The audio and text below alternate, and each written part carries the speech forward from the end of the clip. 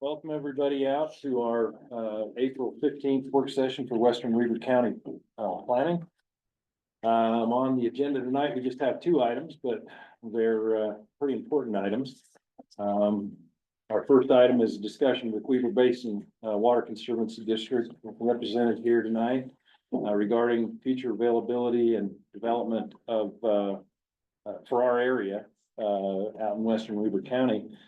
Try and find out how many water trees these guys are gonna plant for us, and We gotta find them first. and and keep us moving. The second item on the agenda is discussion of the Westbridge Meadows development. So we'll start there. Director Grover, any comments? No. Okay, gentlemen, let's have a discussion about our water future. Let's do Let's do it. it. Would you introduce yourself? Just, Yeah. I don't think everybody around the table. Yes, please. I know we are, but. Yep, sorry, me So, too. yeah, Scott That's why I skipped Paxman. that. Scott Paxman, I'm the general manager, CEO of Weaver Basin Water Conservancy District. And John Perry, Assistant General Manager, Weaver Basin. Thanks for being here tonight. Appreciate it. so, yes, we're here just to answer your questions. You're asking how much water we have left. I can't answer that one. That's, Just kidding. I can do our best. yeah, that's, we're looking at some hefty projects going on in our area out here, which you're aware of. And, the question keeps coming up repeatedly that, where's the water coming from? And we know what some of the opportunities and options are, but I think that, some of those may be a little bit into the future at the moment, so. So trying to figure out where we're at right now. Yeah, so I've been with the district, coming on 40 years almost, and I started with the district, and through my entire career, we've been working on getting the Bear River water developed into our district. 50,000 acre feet was committed by legislation to the Weaver Basin Water Conservancy District. And so that was our next supply. And until about 2-3 years ago. And then it hasn't totally died, but it'd be very difficult to pull that together now with the Great Salt Lake situation. So even there's been several attempts with legislators to try to get that out of the code, in fact, but so we're not gonna rely on that source. We can't rely on it because there's just too many questions there. Scott, can you put into context what infrastructure would be required or was being planned For the Bear River project. for that project? So there would be at least one, possibly 3 reservoirs up in Box Elder and Cache County. And those would store water over the wet years and release water continually through the years. And we'd have to have a storage volume of about 500,000 acre feet, because just to develop that 120 or 220,000 acre feet from the Bear, we'd have to have storage at least double that amount, because we're just counting on the wet years to store that water. And then pipeline from the reservoirs down to the Wasatch Front. Jordan Valley was part of that equation as well, so there was planned a large water treatment plant in West Haven. A 250 million gallon per day treatment plant that would treat water for Weaver Basin as well as Jordan Valley, and then we would pipe Jordan Valley's water down to Salt Lake County. And between the two of us, we have purchased hundreds of millions of dollars worth of right of way already. About 3/4 of that right of way has been purchased. And so not sure what we're gonna do with that, but something. You gotta find water to go with the dirt so you can Yeah, develop it, right? exactly. It's a very long Oh, we subdivision. did. And we did have to buy lots.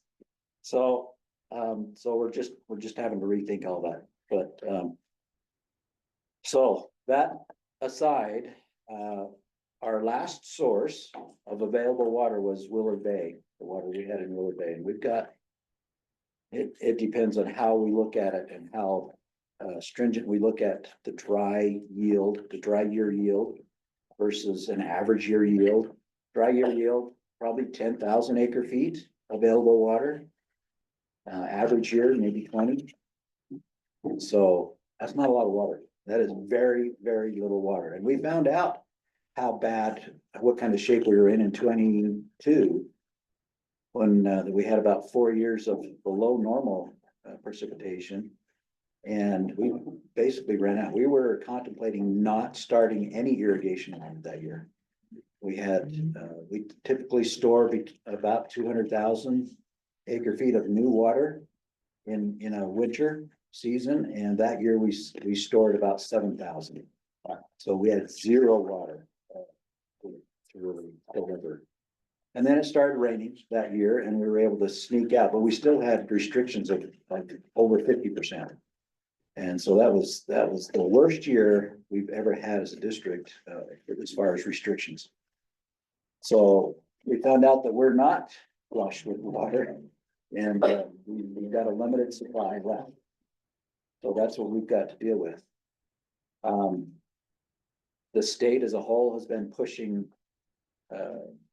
conservation, reducing per capita use for several years now. We've been pushing it for the last 25 years because we're trying to plan on having enough water for future growth, which we understood was going to be doubling the population in our district. And so that's what we were really pushing for. And now the legislators are saying, no, any saved water, you need to go to the Great Salt Lake. Don't save it for future growth. They don't say that, but that's the alternative. If you don't save it for that, then you're saying stop growth. But they don't say stop growth. That's not in their vocabulary, but they're not giving us a lot of options either. So it's becoming a little difficult to get through all the issues with the water supply, as you can imagine. So that being said, we have had policies in our board, with our board of trustees, that have limited the amount of water available for new development, and strongly not recommending, strongly requiring new water conservation standards be included in all of our contracts and as well as development. If we're serving that development in those development ordinances or policy as well. So we think that's the only way we're going to grow, is if we really limit the amount of outdoor water that we have available for those developments. And so it's got to be, we're really pushing the limits, I'm sure. And especially West Weber County, where you've got, I don't know, far west Plain City that have got 1 acre lots and really, well, I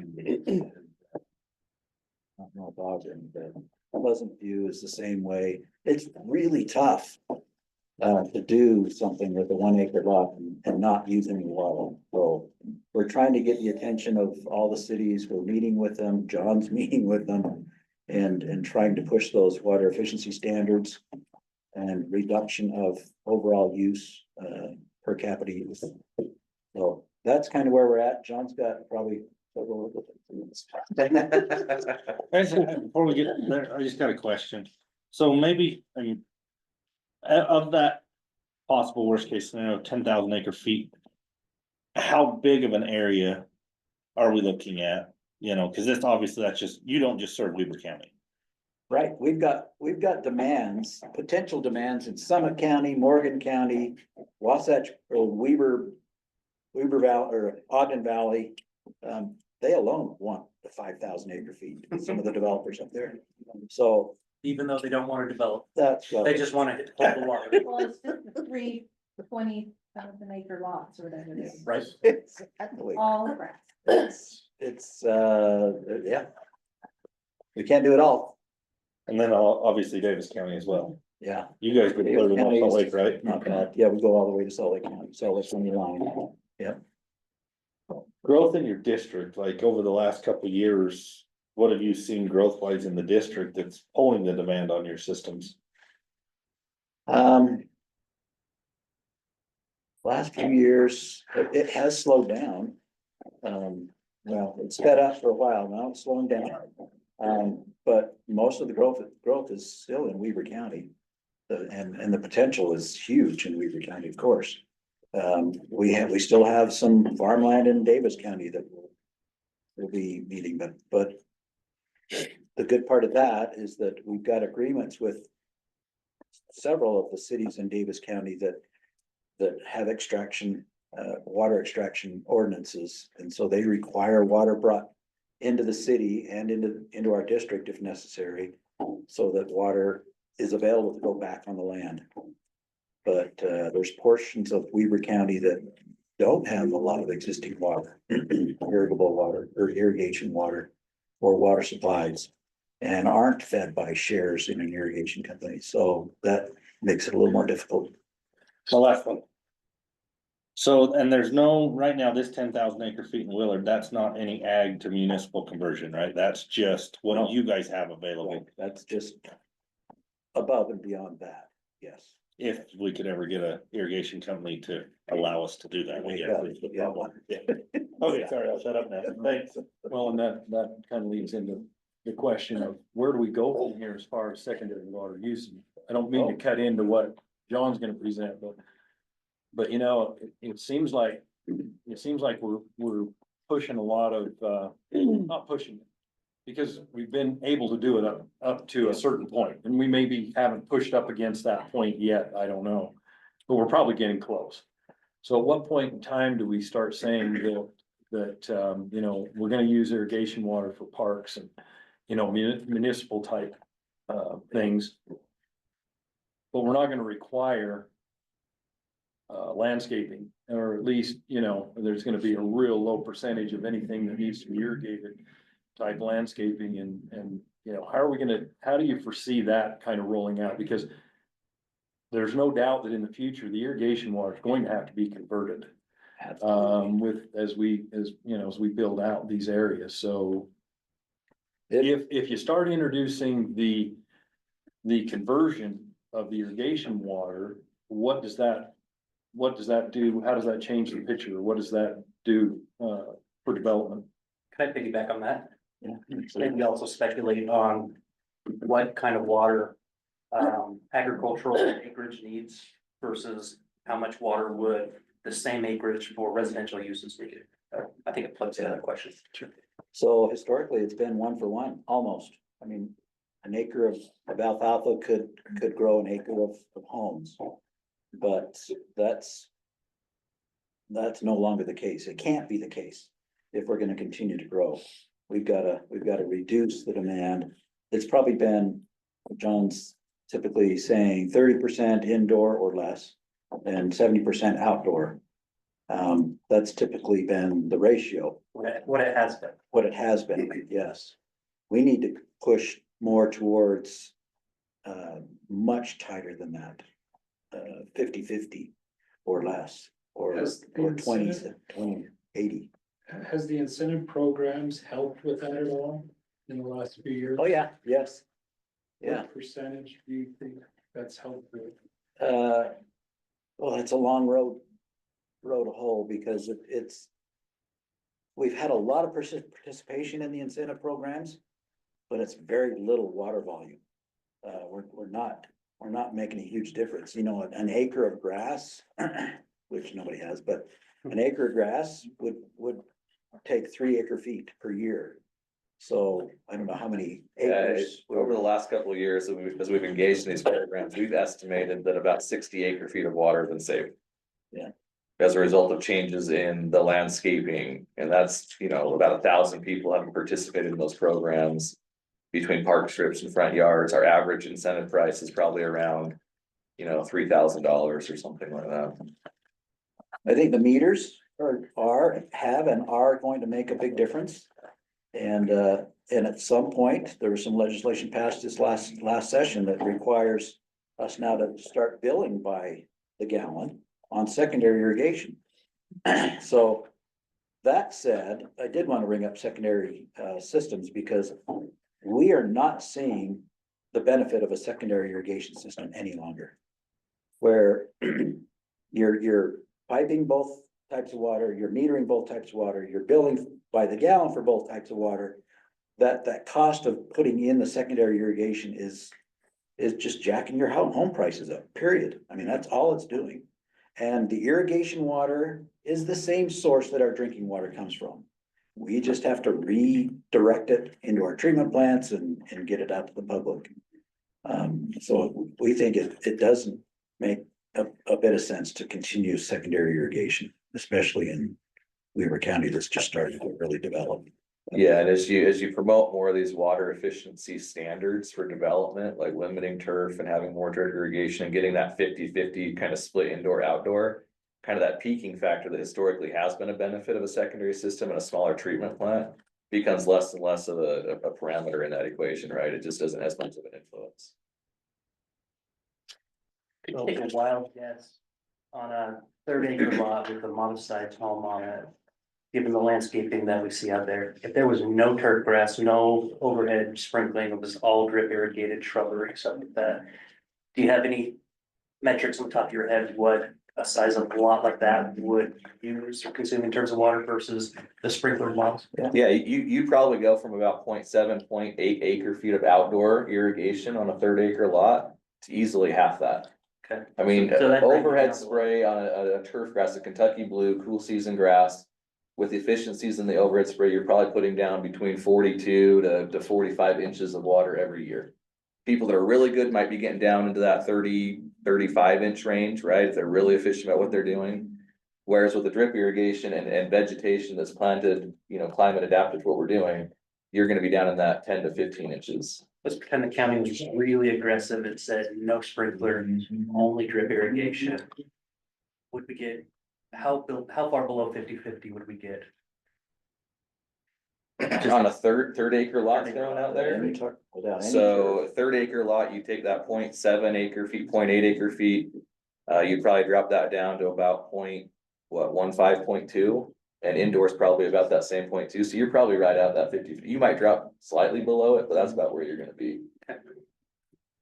So you're talking about a half an acre foot per front door, indoor and outdoor. Correct. Is the ideal, Yes. and I mean, I wouldn't say that's ideal, but That's what we're looking at. if you do 0.5 acre feet indoor, outdoor, you're close to that 175 gallons per capita per day when you include commercial, industrial, institutional uses that just add on to that GPCD metric.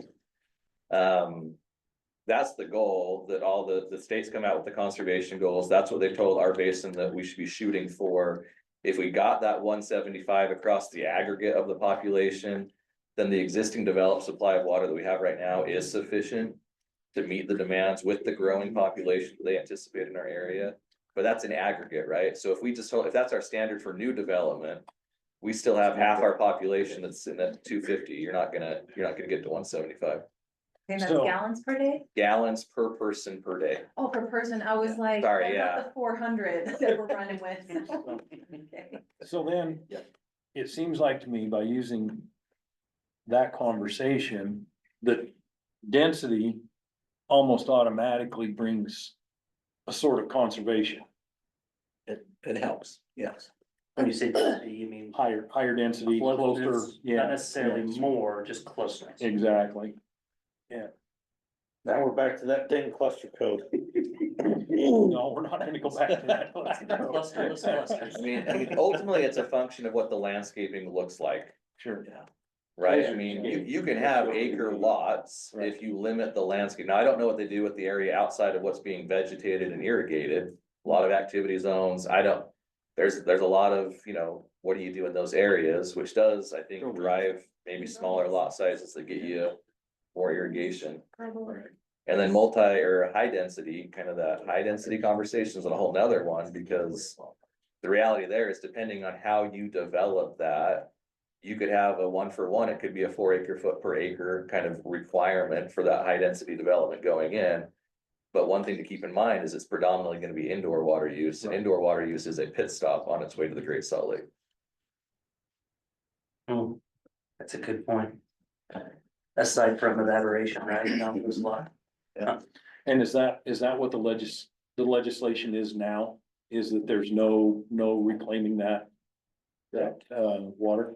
Yeah. It has to go to the lake. There's no more ability to reuse the water without mitigating any losses. Without mitigating impacts to the Great Salt Lake is how the legislation. Can I restate that in a way that I think I understood it? Indoor use is basically a pass through to the lake. Outdoor use is the water stays there, goes back into some aquifer somewhere, and maybe later on, a million years down the road, we can draw it back out again.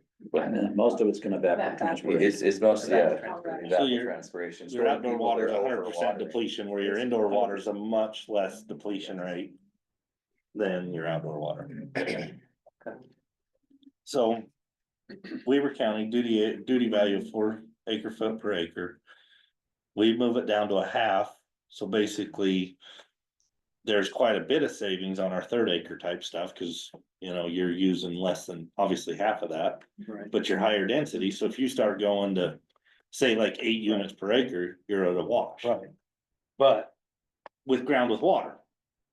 Right. Right to it, there's a lot of ground that, you know, doesn't have any water tied to it, so right there, it's a you're in the negative.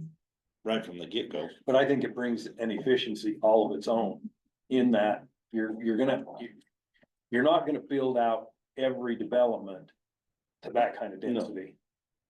So just kind of thinking about if we had an idea, Charlie, this is an unfair question, but maybe you'll have the answer. The anticipated, a answer. yeah, you have make it up, yeah, cool. You're good at that. But keep it short. If.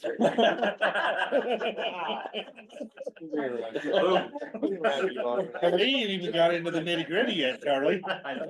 Charlie's the most loved person in this room. Can you tell? They're only speaking truth. At build out, when we did the general plan, at build out per 3rd acre lots, we anticipated 16,000, correct my memory. That was with one. That was acre lot, That was with 1 acre. Okay, all right. So then if we 3 times that, 48,000. yeah, we're looking at that much. So if we limited the building, just go with me for a second. It may not make sense. The squirrels are running around. If we limited the build out to the amount of front doors, so the 48,000 front doors that was anticipated by the general plan. Now, I'm gonna throw this question over to you guys, and you're not gonna have an answer, and maybe you can get one. I don't wanna put you on the spot, but where does that kind of, and I'm gonna call it density for lack of a better term, where does that kind of density put us? Is that a fair amount of front doors? And everything that goes along with that, and when I say everything, I mean jobs that go along with that. For what's available today, and maybe what you anticipate a little bit in the future. To support that kind of a population.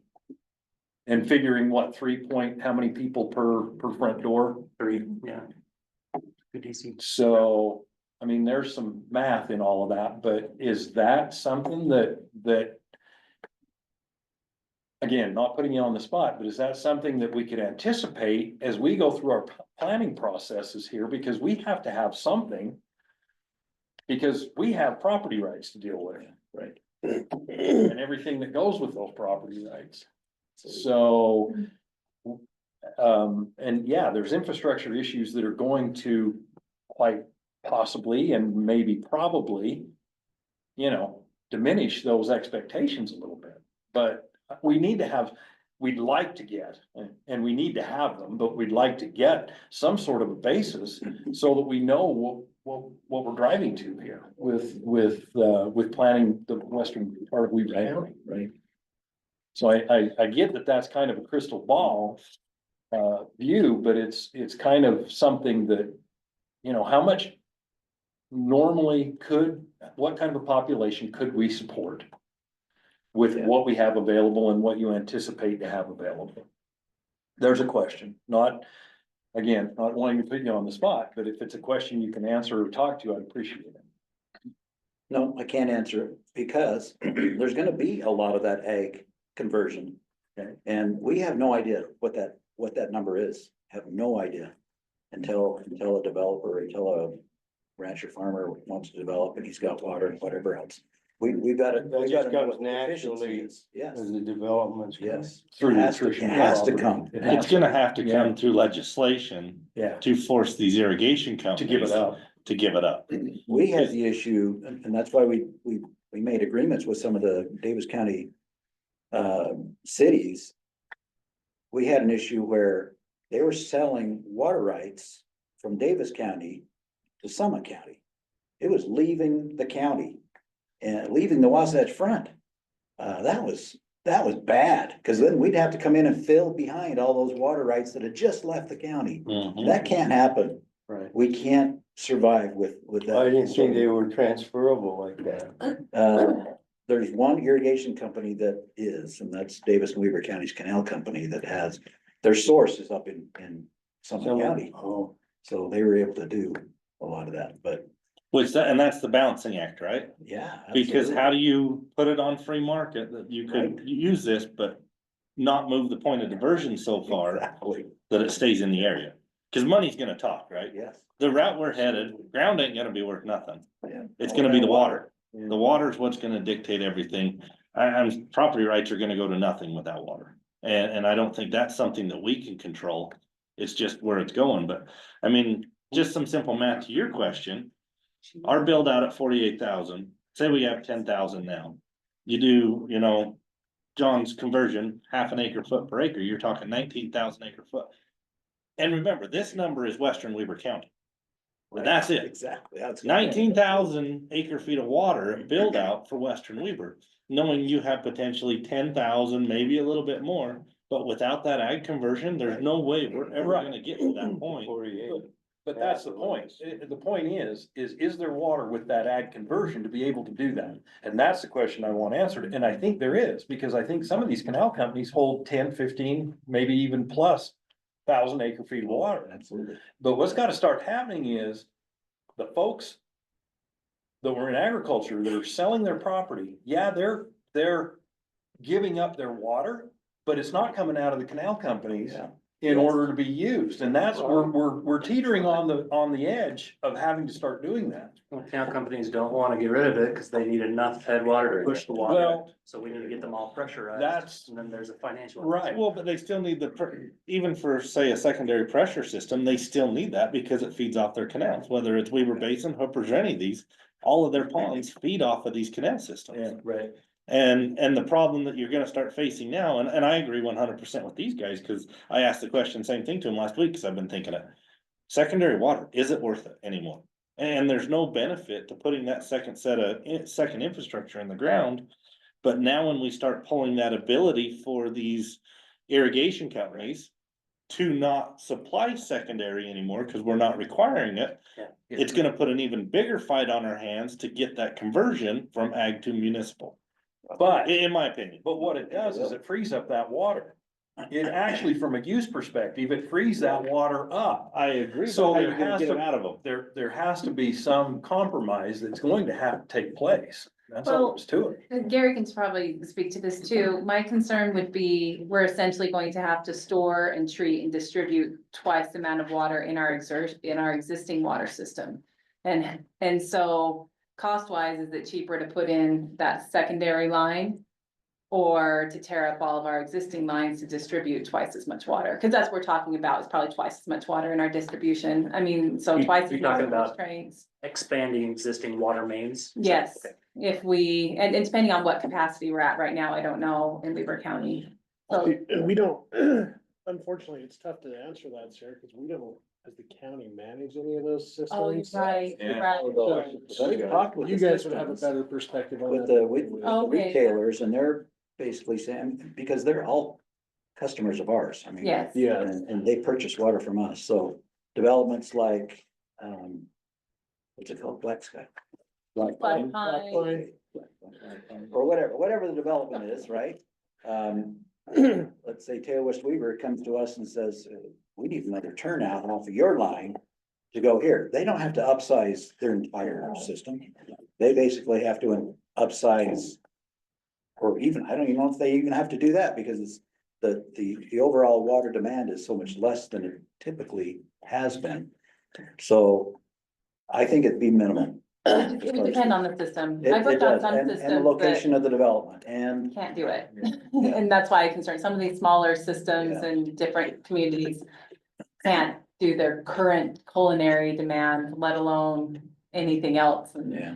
But if the distribution around here is more, if it is, But think of Box Elder County, they're way I behind. know, I'm just like, they would be a disaster. You're thinking of Elwood, Oh, they're way behind the God, times. well, But to Okay. that point, though, one more, it would be nice to have one less utility in the right of way. True, true. To have that point of conflict. We've already run into situations in the recent history of Mhm. multiple. I didn't let anything, but there's always, Yeah, that would potential be for the more trade-off. That would be conflict. nice. And then every time you're working on one utility, it's Yes. that many, connections. You don't Yes. have to worry about not having that. thankfully, secondary is pressurized and isn't gravity flow generally. No, but generally, you're still going but- through it a lot and having to But reconnect we it all do the have those time. points of conflict Yeah. significantly. And then there's, oh, Go ahead. I was just gonna say, there's a lot of the secondary systems that have been put in the last 10 years, 20 years that have failed. Mhm. Yeah. And the True. they're turned over to the HOA and they can't run them, or they just fail, and so they're all on Pelleter anyway. Yeah. So it's It would be really nice to have a defeated the filter, purpose. so that sprinklers aren't just full of Yeah, garbage. exactly, exactly. So, Yep. It'll be so, expensive. so can we support that kind of a population through conversion? And support all the necessary other evils that have to go along with it? Or where we could comfortably say that with, in converting the irrigation water? And when I say the evils that go with it, what I mean by that is industrial, create the jobs, Yeah, absolutely. pay for everything. Are we at a point where we could at least pass that threshold? Can I refine that a little bit as well? You're asking really good questions. And if we can't support that population, what does that mean? Well, I think that's a philosophical question. Moratorium, or we could go all desert scape period. I think it's I think mandatory. it's half desert scape. It's bigger than the landscaping Is it? unless you convert everybody existing Yeah. to get them to go back. I don't think we can ever Somehow you achieve better this. address the existing, which is really gonna be tough. Yeah, if there was a crystal ball and we could address the existing, Yeah. I think you might have a chance to get to that 48,000 total build out here, which I don't believe that number, now that I just did some numbers. You approve Westbridge and Black Pine, we got 2,200 left for a lot of ground Population or density? density.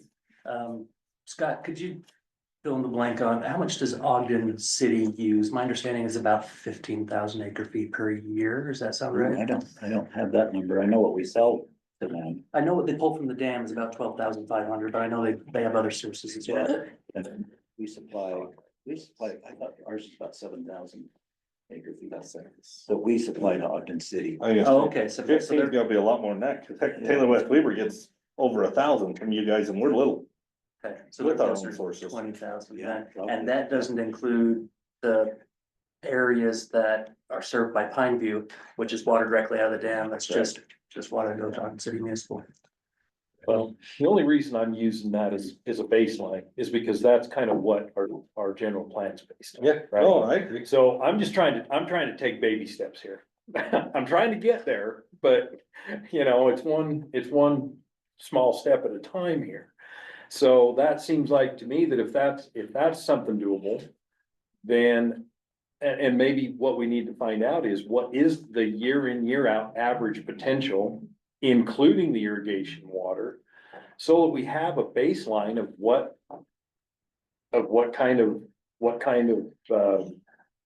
perspective we have to have in planning this community. Because I got the solution, it's easy. huge. Yeah, quit having kids. Drain the That's one Great Salt solution. Lake and build houses on it, Yeah, cause that's what it's gonna come to. yeah. Cause you're not gonna have your cake and eat it too, Then we wouldn't have any dust. because they got houses on it. Cover it up. It solves the problem all the way around. I like Andrew's solution, and we're taking fluoride out of the systems now, so we have enough room, a little bit of contraceptives in there. Let's do it. So Write that over. real quick, I mean, How will that help the Californian situation? I'm glad the attorney's not paying attention to us. so in our supply and demand study, we completed this a couple years ago. We do go and forecast what we think the ag to M&I conversion potential is of different areas of our large footprint.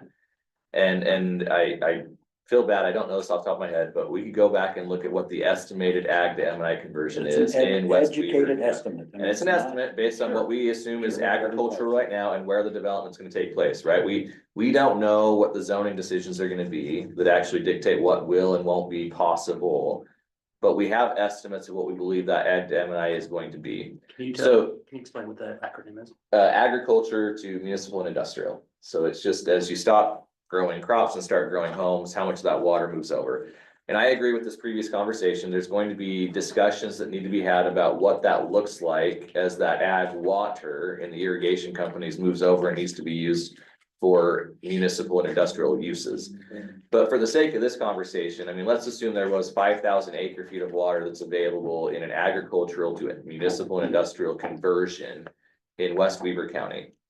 So 5,000 acre feet there, and let's assume that there's other water sources. So in my mind, it comes down to a function of how much water do we think is going to be available and how are we going to use that water? Right, because it's one thing to say, this is how much is here and this is how far we're gonna get based off of historic development standards. And I can tell you right now, 10,000 acre feet under historic development standards probably gets you about 10,000 homes. Right, if you introduce some of these water efficiency standards, you start limiting the amount of turf grass that can be out there. If you start making it warm season instead of cool season, if you have some of these other development standards that go in there, you can easily triple that. That 10,000 acre feet can now be for 30,000 homes. And if you have a combination of single family residential units that are quarter acre or 0.2 acre lots and high density, then you can take that 30,000 number and it becomes 40,000. Right, and so we might not have a lot of control over what the farmer decides to do with his field. Or what, that ag to M&I looks like as far as what they're doing.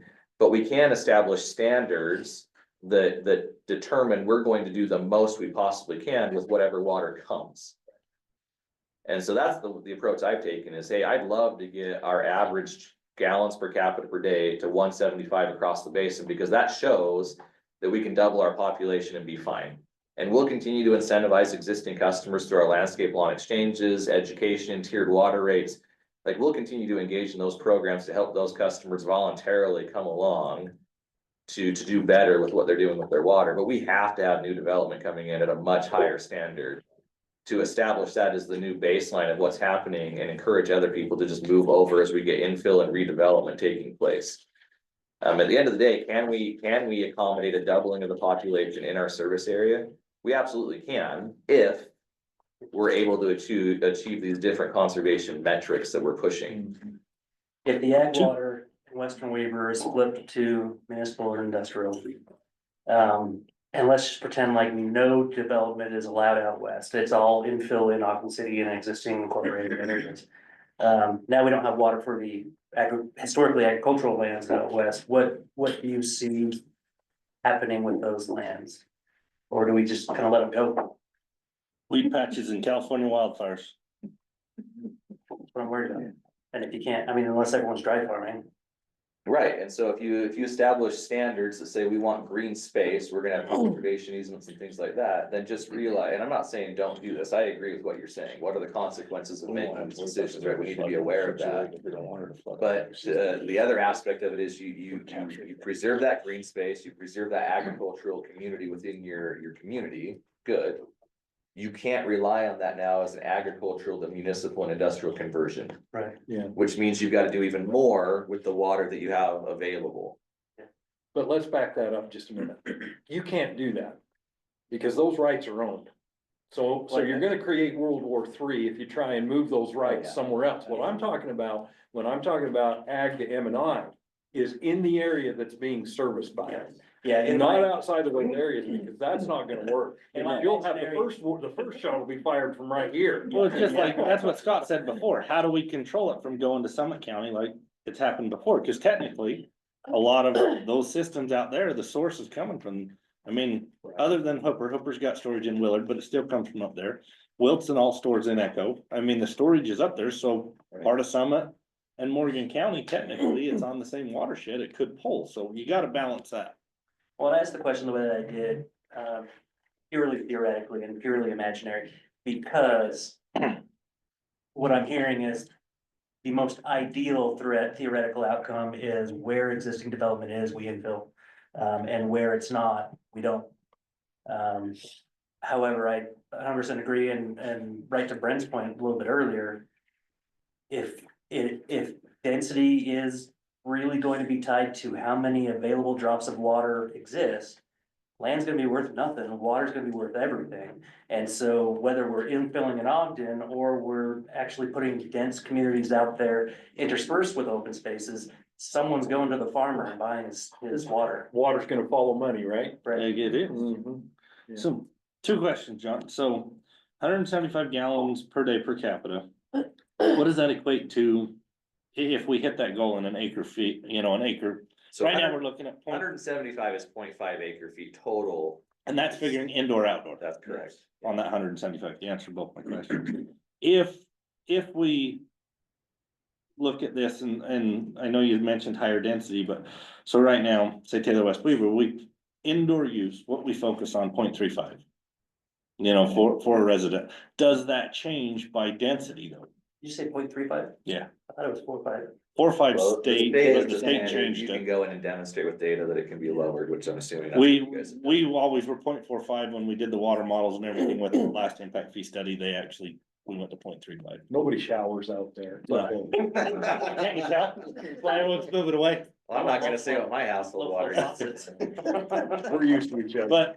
But like I mean, it doesn't matter if it's 4 units per acre or 60 because it's an apartment building, it's still that 0.35 one way or another, right? Yeah.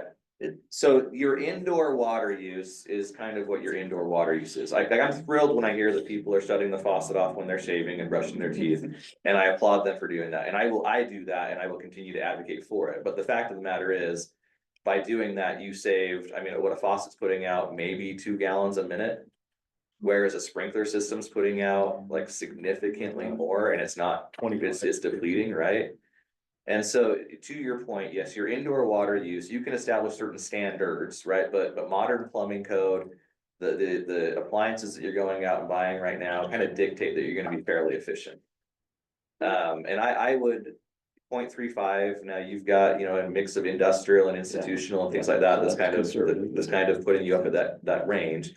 I would imagine if most of us at this table sat down and looked at what our indoor water use is right now, we would probably be closer to that 30 or 40 gallons per capita per day. And 30 gallons per person per day on a 3-person household is probably gonna be closer to 0.12 acre feet of water. And so just things to consider, you've got to capture the entirety of how the water is being used, but yes, the bulk of the savings is gonna come in outdoor water use, not your indoor. And whether that's high density or single family residential, right, that indoor per capita is gonna remain fairly stagnant. Yeah, but like to wrap my head around this, trying to get this, and looking at density, what's a safe number? And, I'm not gonna hold your feet to the fire on this, but just an estimated to come in and say, across the board, you bring in, say 10,000 units, you're gonna use at 0.35, you're gonna use 3,500 acre feet at 10,000 units. Regardless if it's a 4-bedroom or it's an apartment building, just talking front doors. Is that 0.35 a pretty safe average across the board to look at? Indoor only. I would argue it's on the higher side, but I guess that the caveat to that would be, I don't know what your industrial and institutional water use looks like in that community. Right, but if it's really commercial and residential, you should be closer to 0.2, much closer to 0.2 than 0.35. But anyway, yes. So 0.35 is highest. I have a 6-person household, that's a 10-year-old home.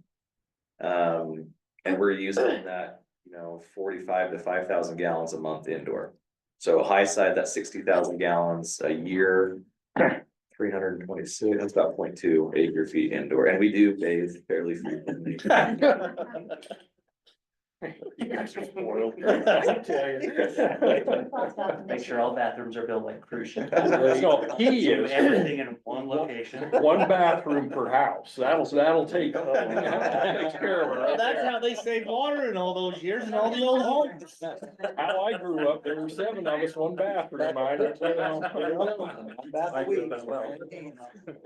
So is the I still live that option, way. is the option for additional reservoirs for storage completely 100% gone due to the Save the No, Great Salt Lake? I wouldn't say that. I think that's where we gotta look, is to the state.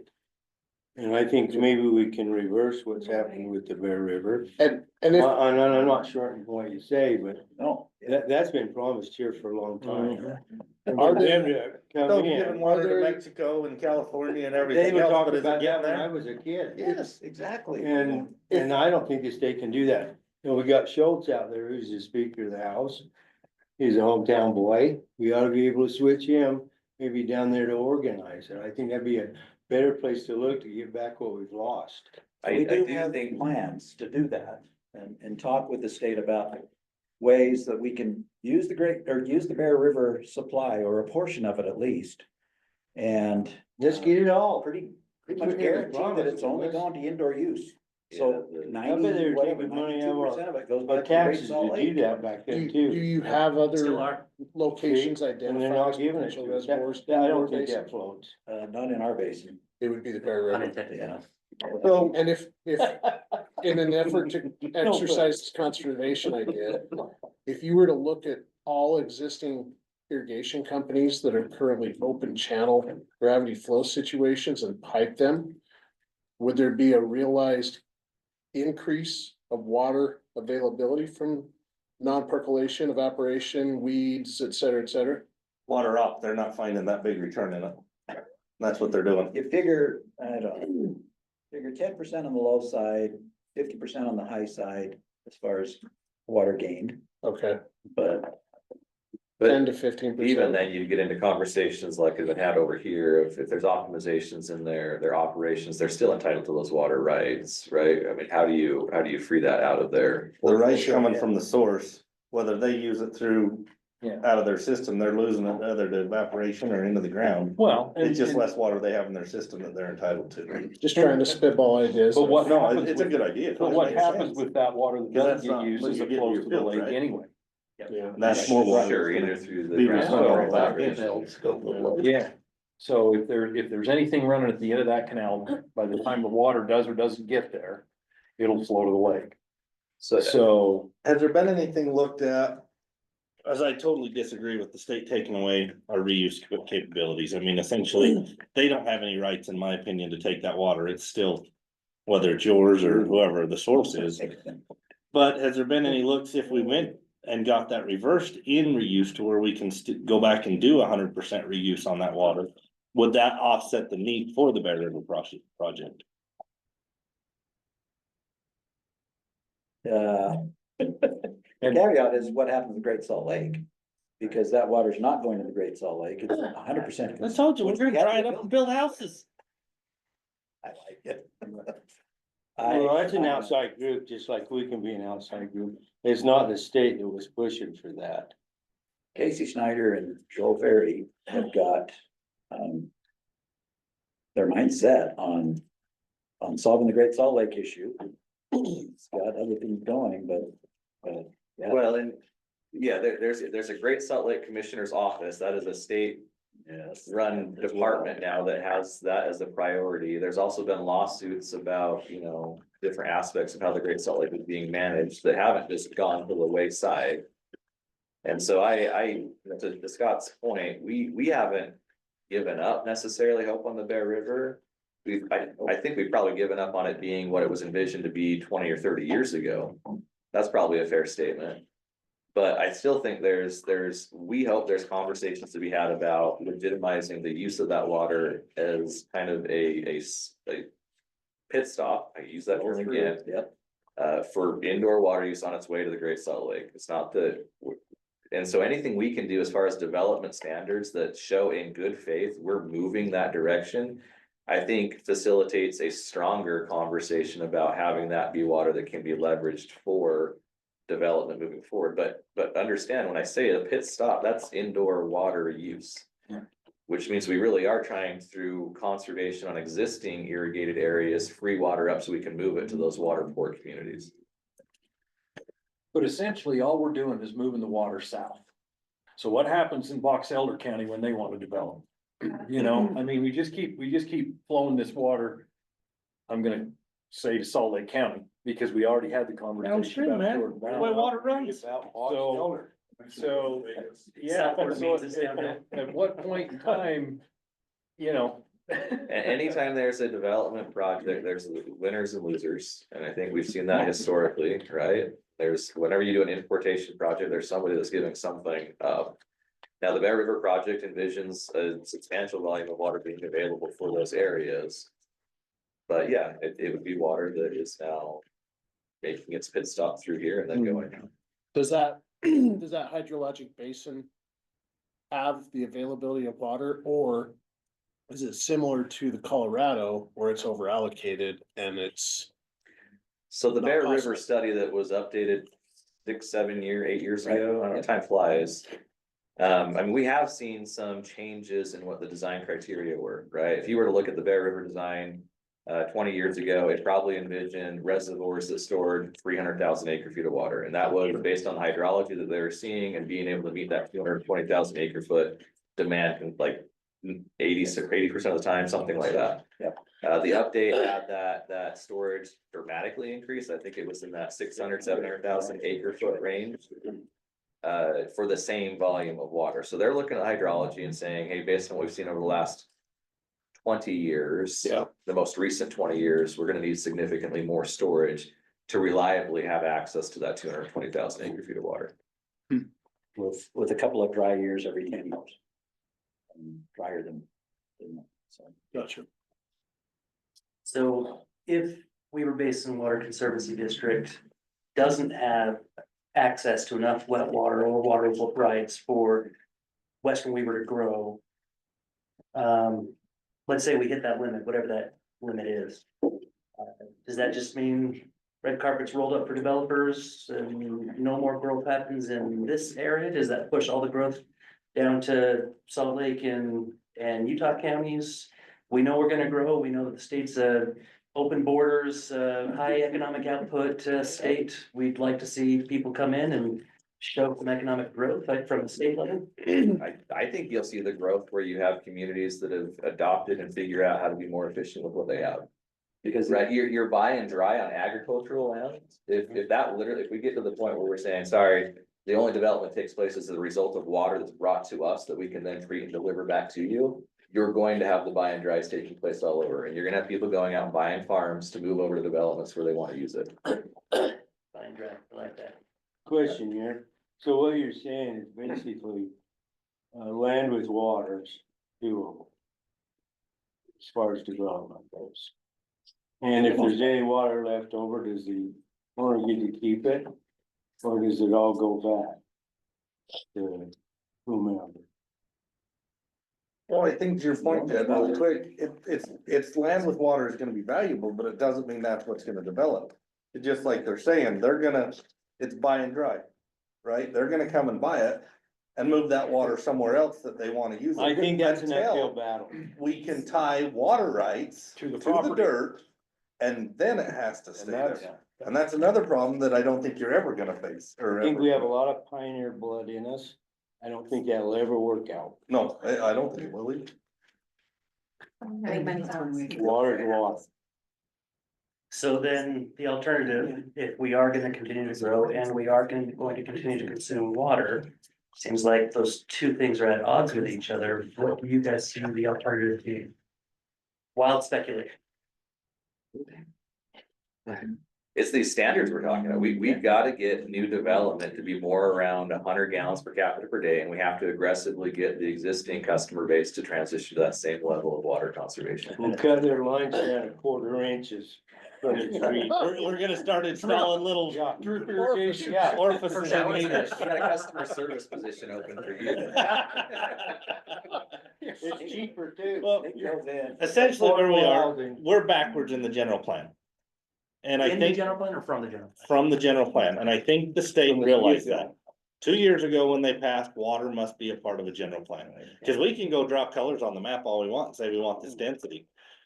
But until that's part of it, and I know we're working towards it, it's a requirement that has to be in place the end of the year. That's what's gonna tell us what can develop.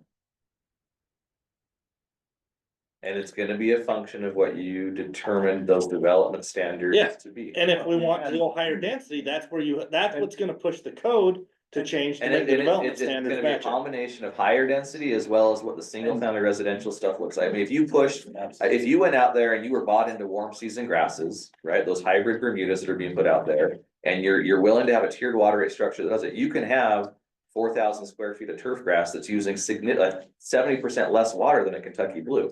Right, so there's one alternative, is you dictate what types of turf grasses are allowed in these developments, right? And you educate the customer on what it looks like, and you have tiered water rate structures that help incentivize them to stay within those water budgets that you're establishing.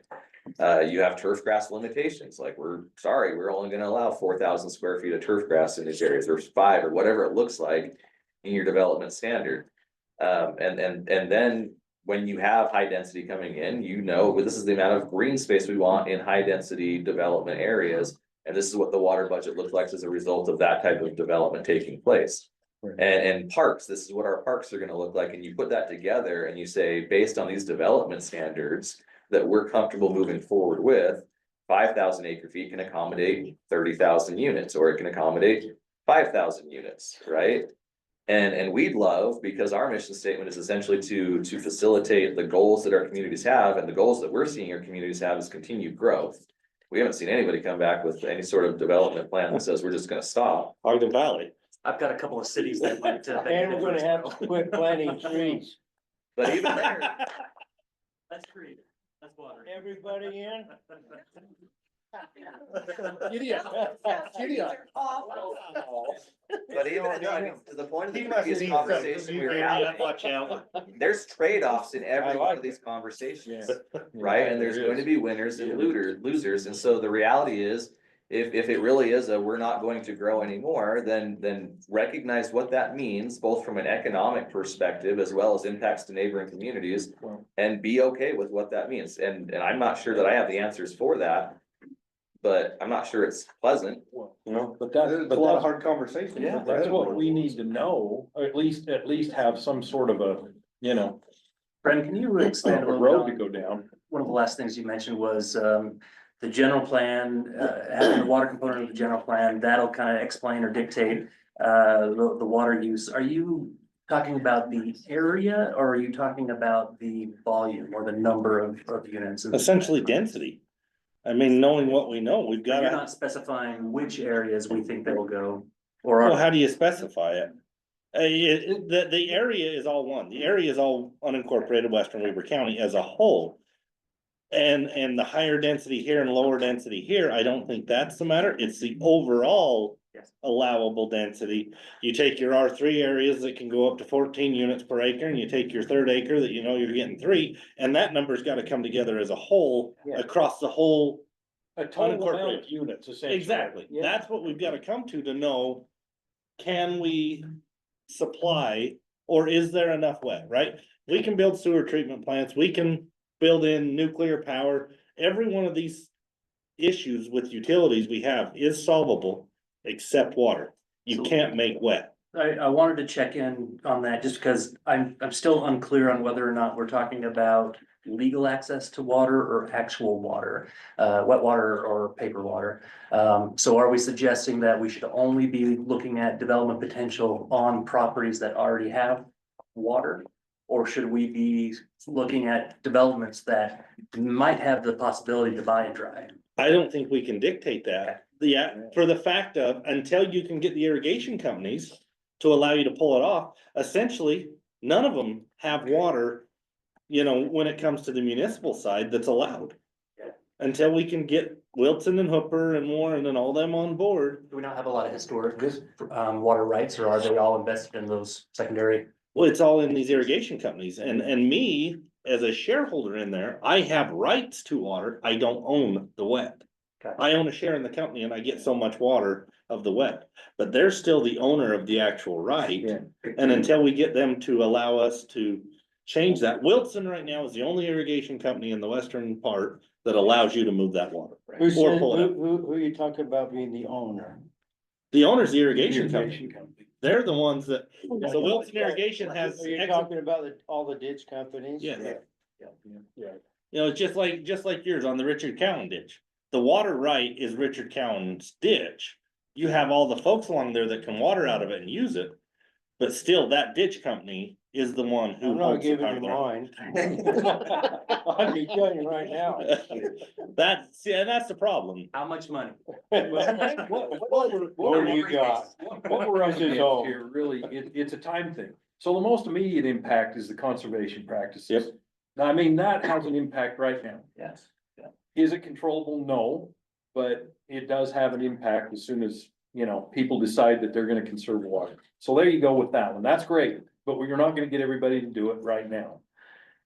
The problem here is everything's over time. I agree with the fact of what Jed said about the, you know, pursuing the Bear River water in storage. That was almost all but promised, and I agree. My whole life, I've heard nothing except what was gonna be, done on the Bear River for water storage. Well, now we're at a point where that's maybe not gonna be possible, or to a lesser degree than what was anticipated. All right, but regardless of that, if they started building that today, it wouldn't be available for probably the better part of 10 years, right? Exactly. So we've got Well, we immediate, could put a Band-Aid on it between now and then, though. 10 years is short. okay, but we're not even ready to even stick a shovel in the ground. So you're probably talking 10 years before the 10 years. So here's where the conflict is in my mind. We have an immediate need because we have immediate development happening. So we have an immediate need to know what we can develop, what our maximum amount is based on what we know today. What is that? And that is the question that sticks out in my mind, is that how far can we go based on what we know today? As people get more used to maybe getting down to the 0.25, you know, indoor use, maybe even 0.2 would be really good. We don't know what that looks like because it's gonna take time for that to happen. Yeah. It's not immediate. All of this stuff is over time.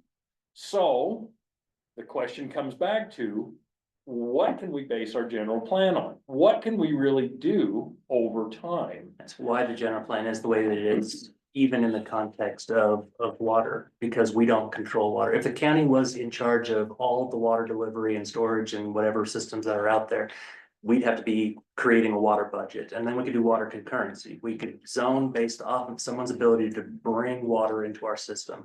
Right now, we have zero control over where that water goes or how it goes. Now, we can write laws that say that in order to get this upzone, or in order to develop after you've gotten an upzone, you shall bring water to the water company, but now we're forcing water on a water company that may not want to grow. We've got water companies in the Ogden Valley. They don't want to see growth. They want to use their water boards to stop growth from happening. And if that happens with the districts out west, we'll be in the same situation. So are we gonna force those districts to respond a certain way, or are we just gonna say, the districts kind of have control over how many units can go out here, because they're the ones who have the water rights? But all the districts go back to these guys. I agree. So whether it's the district saying we're gonna implement these rules, or we were basically saying we're gonna implement these rules, it's gonna be first come, first serve until somebody gets that last drop, right? And once somebody gets that last drop, well, a couple things happen. The ante goes up. Now everyone's looking for water everywhere else. And if we're willing to pay $5 a gallon for gasoline, we're probably willing to pay something close to that for water, just to take a shower. But the other issue is time. You know, we use the last drop of water, nothing can happen. Well, I'm curious to know what you said about those cities in Davis County where basically they gotta bring water to the table to play. How does that work? How The does that landowner or the function? developer, when they go into the city for a development permit, or, I mean, there's several phases in Yeah. that, but anyway, they go to the city and the city says, okay, for that development, you've got to bring in such and such acre feet. So they either go out, they look at the landowner first and see if there was land or water applied to the land.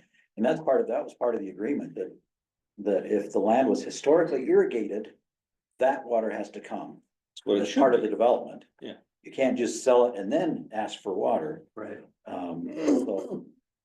But anyway, it's a requirement that the city has, it's 3 acre-feet per acre. that They require to come into the city, both for indoor and outdoor use. But they must have allowable irrigation companies that are letting you guys change the point of diversion for it though, right? Yes, they do. We actually identified the irrigation companies that we would, Yeah, we could work with. Yeah. Right, oh, yeah. I mean, and then, so it all goes back to, that's our first step, cause I think that's the smartest deal, instead of a developer coming into Taylor West Weaver and saying, I need 100 lots. Okay, pay us the 22,000 or whatever our contract water is right now for water, and we turn around and tan it to Weaver Basin. We've gotta start telling these people, bring us the wet.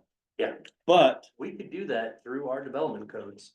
but then that's gonna put the pressure on the developer to get the irrigation companies Yes. to allow them to change that point of diversion. But Until they allow that point of diversion change, these agreements were trilateral or quadrilateral, where the irrigation company was also part of the agreement. Irrigation company, the city, and Weaver Basin were all signing on that agreement. So everybody understood what the requirements were and what that water was gonna ultimately be used for. You're gonna have a hard time getting some of that.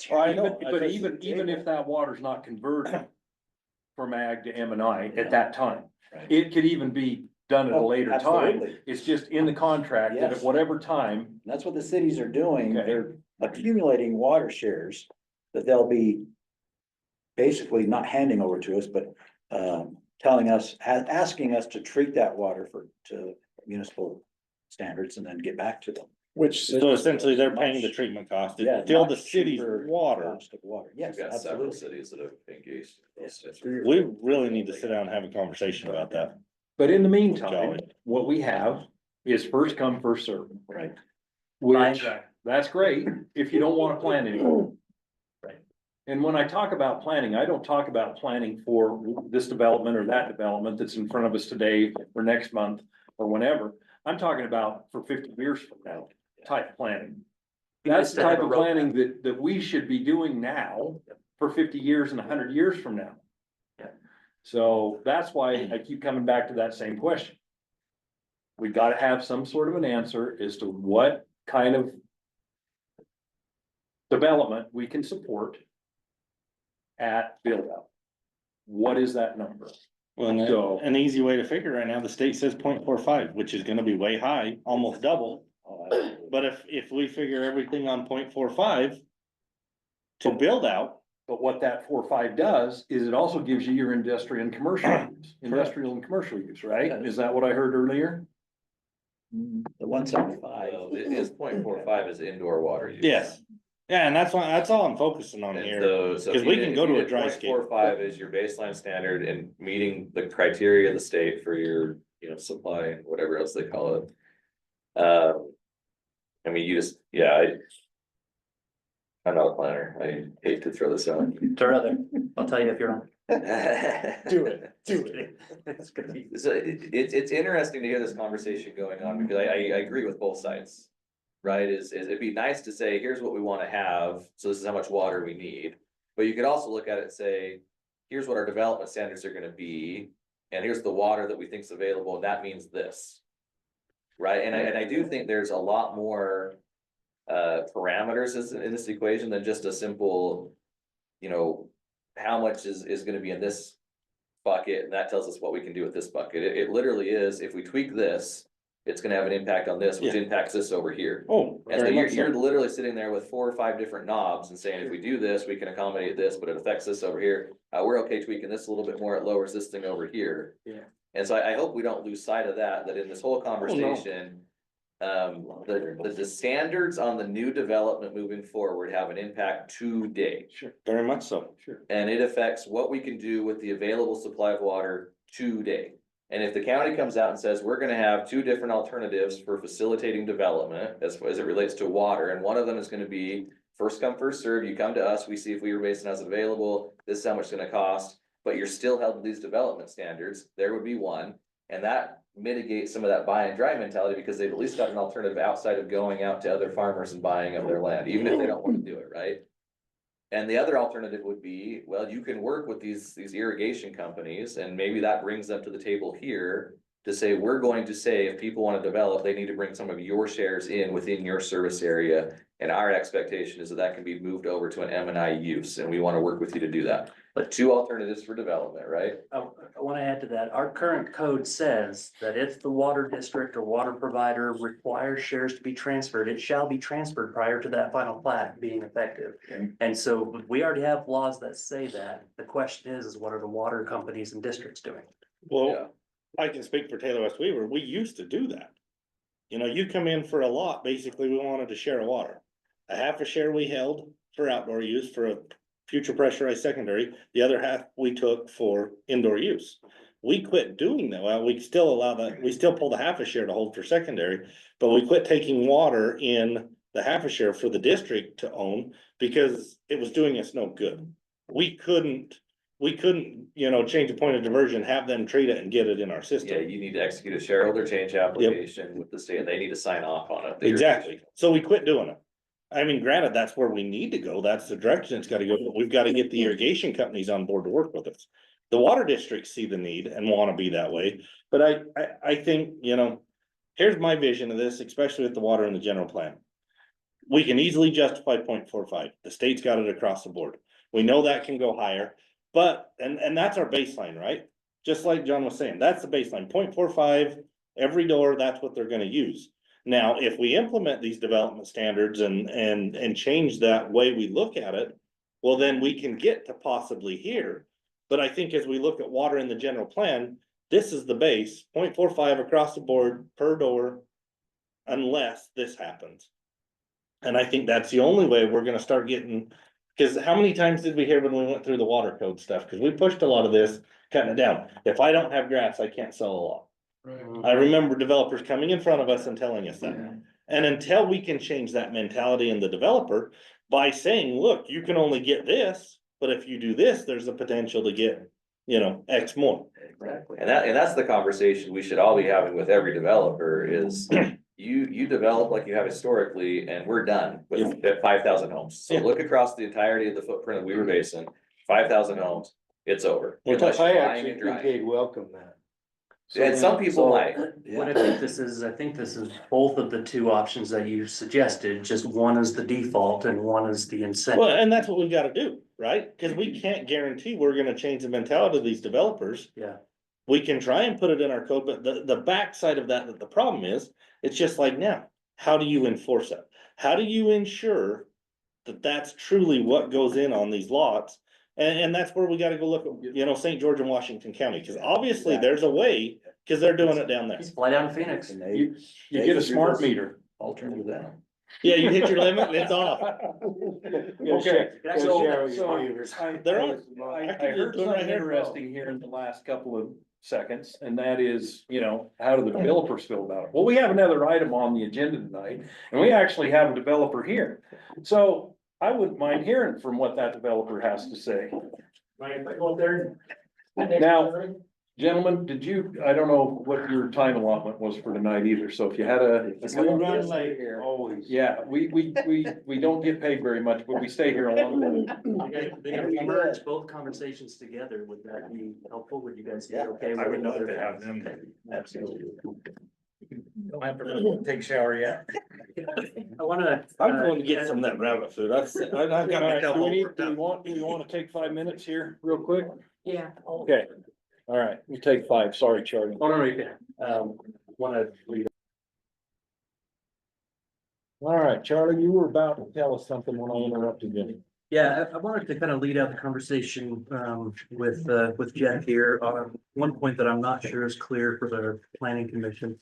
The folks that over the Westbridge project, Jeff and Cameron and others, they've already committed to xeriscaping all property with the exception of if they have enough water to do more and for the parks. And even in the parks area, you know, it'd be limited to the turf that is reasonably necessary for recreational activities and limited the rest of it. So I think that's a really big win, assuming that this development gets approved.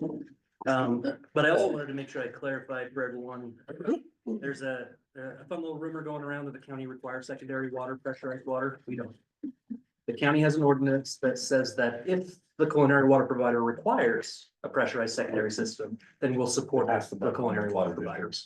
Be the bad guy. In that. What is Taylor West Weaver? It's required, like Taylor West Weaver requires it now, but there's things Why that's don't gotta you be drop different. that? I think they all. Based on the conversation we've had with Weaver Basin, that's the direction it needs to go, but the county ordinance used to require. Yeah. Secondary water until they passed the buck to the water districts to be the bad guy and police the secondary water systems going in. Better call, sorry, you smile on pride. I wouldn't. You don't have to answer. No, That was a fun We did definitely 3 advocate years for of that. doing the water. So Yep, but so that water policy is I already need in it. place. If a culinary water company came in and said, we're willing to serve both outdoor and indoor needs, and we've got all the commitments and contracts necessary for the tiered water structure necessary to make sure that an excess amount is not going on the lawn, we can do that. The only challenge behind that for those water companies, one story out of Pleasant View, guy with a huge yard up on the hill, ton of grass, like just the greenest grass you'll ever see. Had so much money, he didn't give a damn what the tier grade was. And he just kept on. It's just draining. like those people from Pleasant View. I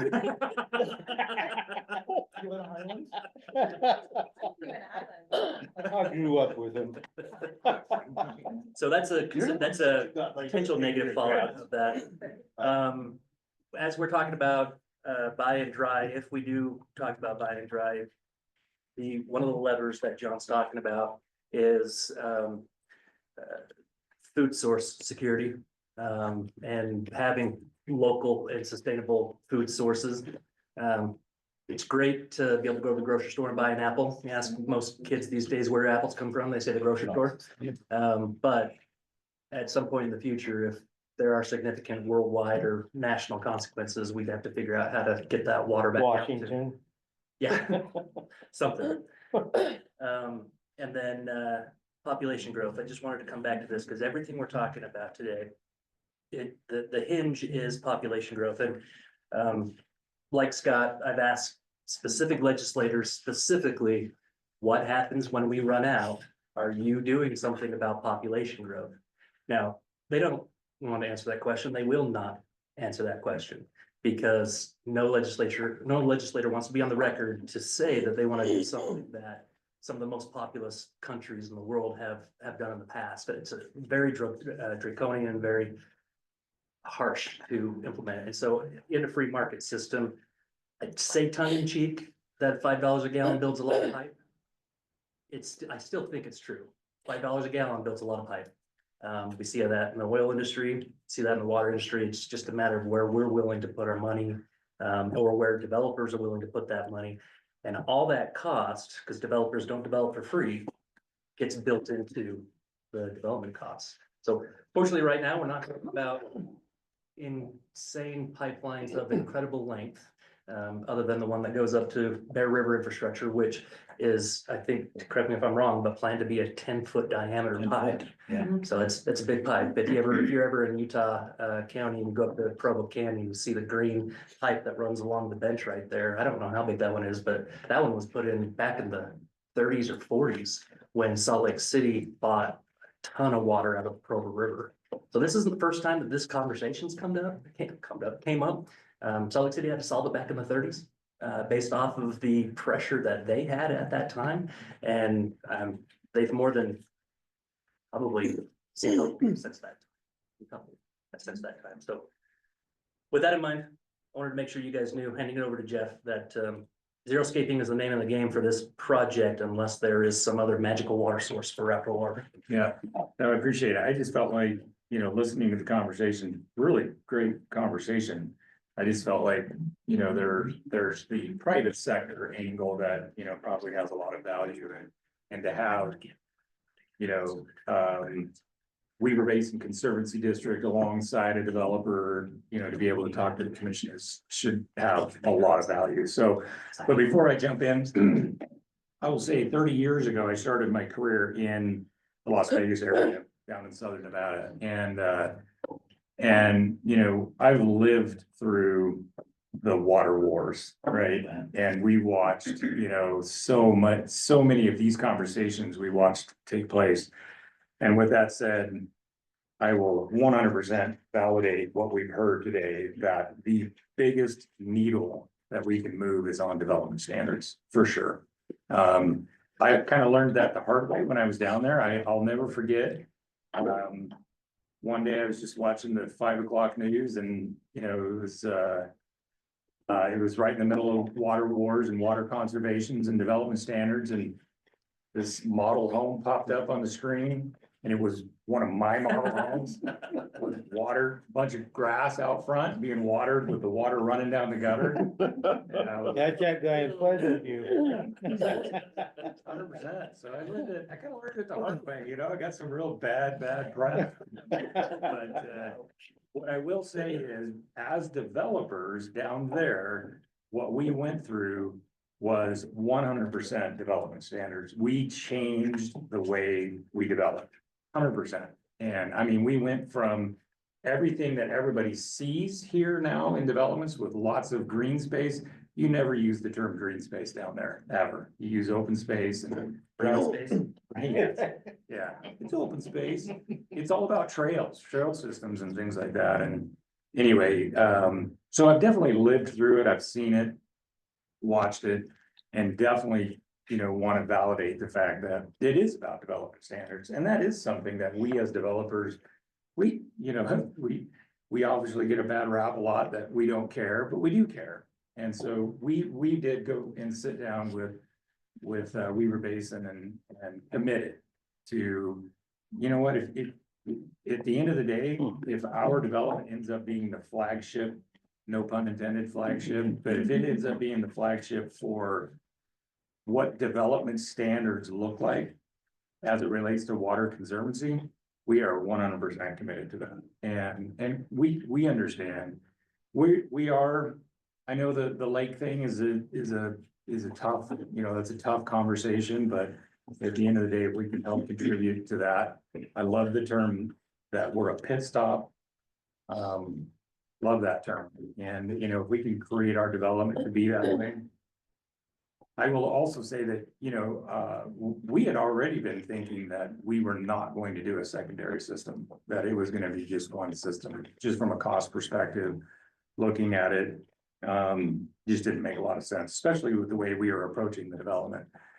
So anyway, with all of that said, I think the one thing, you know, that I wanted to make sure that, that you understand that also as it relates to water and water availability, I think one thing that's interesting for you, for everybody to understand from the private sector, what happens typically in this, in our development world is water generally comes to us, meaning once our projects are approved or the word is out, and that's already happened to some degree. And obviously those are details that I can't necessarily disclose.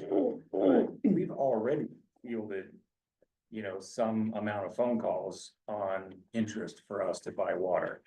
And that is usually how it takes place. So this shift from irrigation or agricultural water to M&I, that usually happens organically.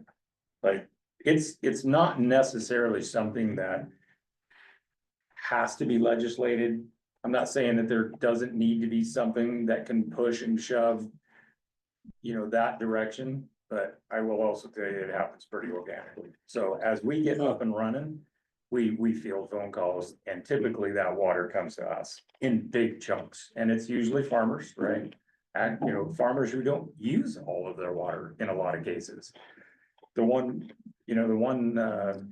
group that we're talking to who has, you know, and on a handshake deal, because I can't do anything contractually yet because I don't have approvals, but once we get those approvals, we can go under contract. But that's a huge chunk of water we're talking about, like 1,000 acre feet. And so that's just in one swoop. So that process of that switch from agricultural Easier than I thought.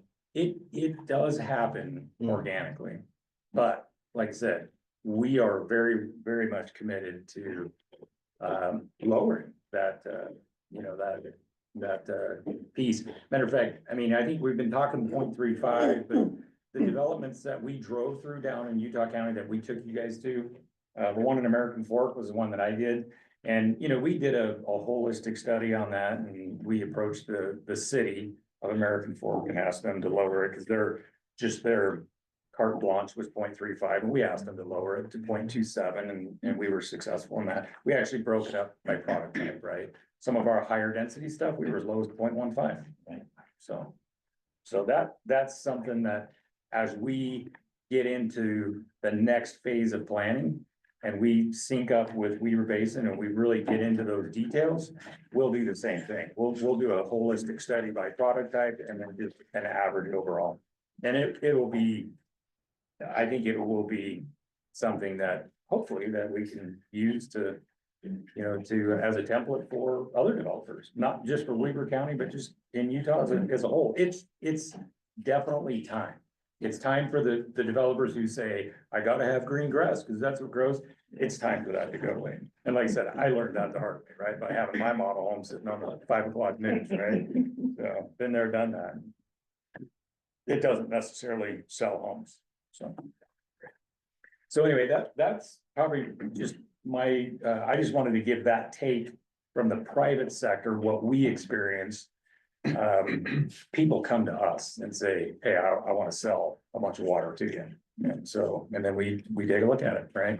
And points of diversion are a huge thing, right? Like when somebody comes to us, we say, okay, great, we'll take a look at it. But if it requires too much work, we usually stay away from it. So. Question, Yeah. these two. So if we go to a zero scape here, does that double the amount of homes you have water left for? Pretty much, in essence, it could, yeah, absolutely. Conservation. I like it.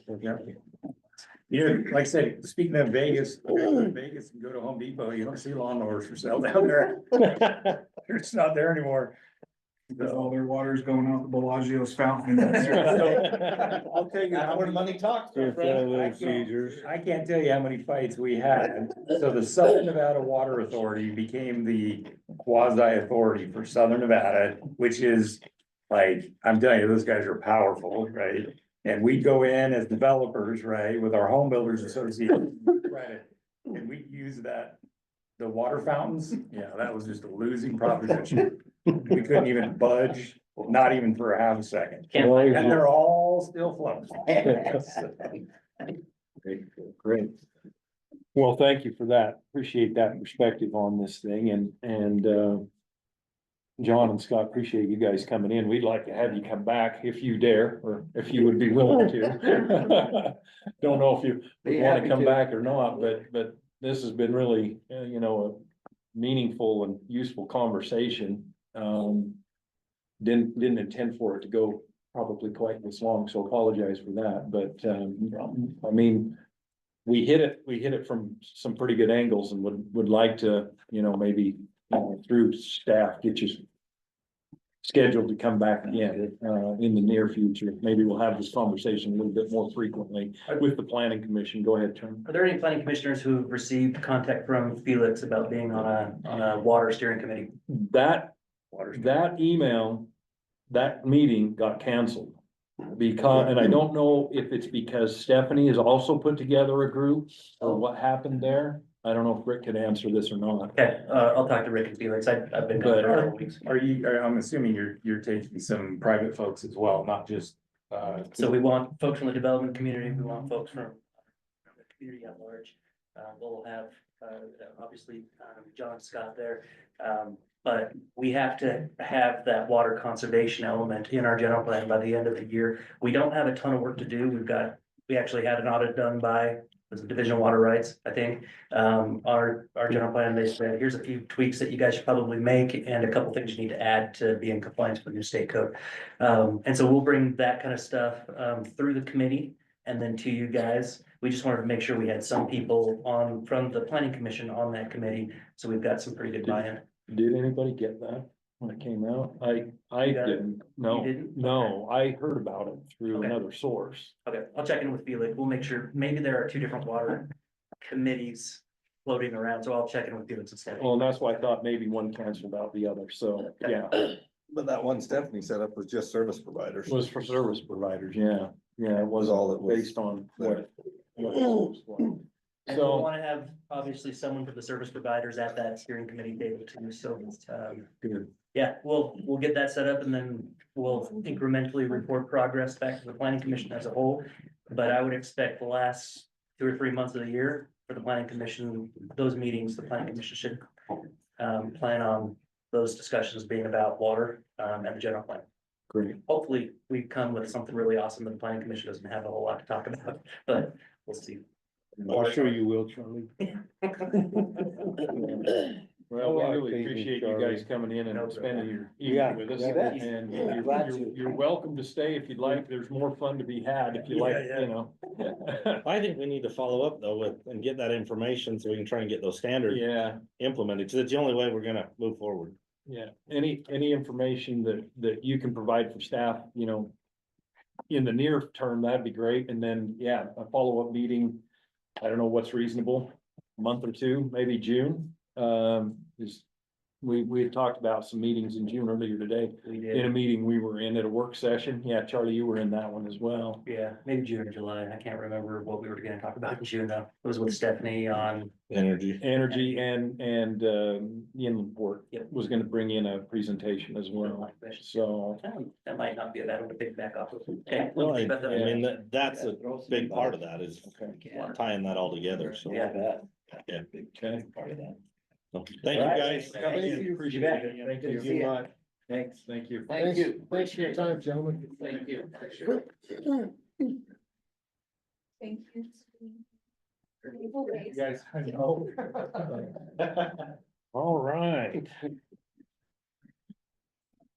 Maybe now would be a better time for the break, but no, we already took it. Sorry. All right, next item on our agenda. We either for this- freeze or we sweat. Yeah, yeah, yeah. Next item on our agenda is the follow-up discussion on the rezone and associated development agreement for the Westbridge Meadow development.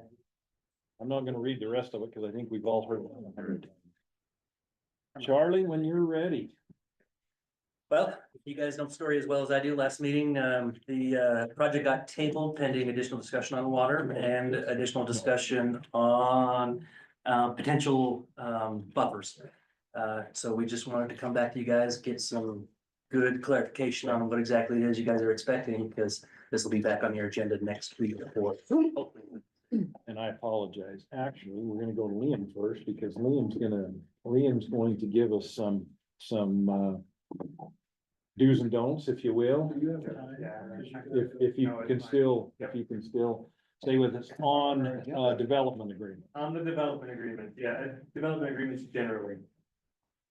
If we're going to do a development agreement, and if that development agreement is because we're flexing or changing our land use code, per state statute, it requires a review by the planning commission.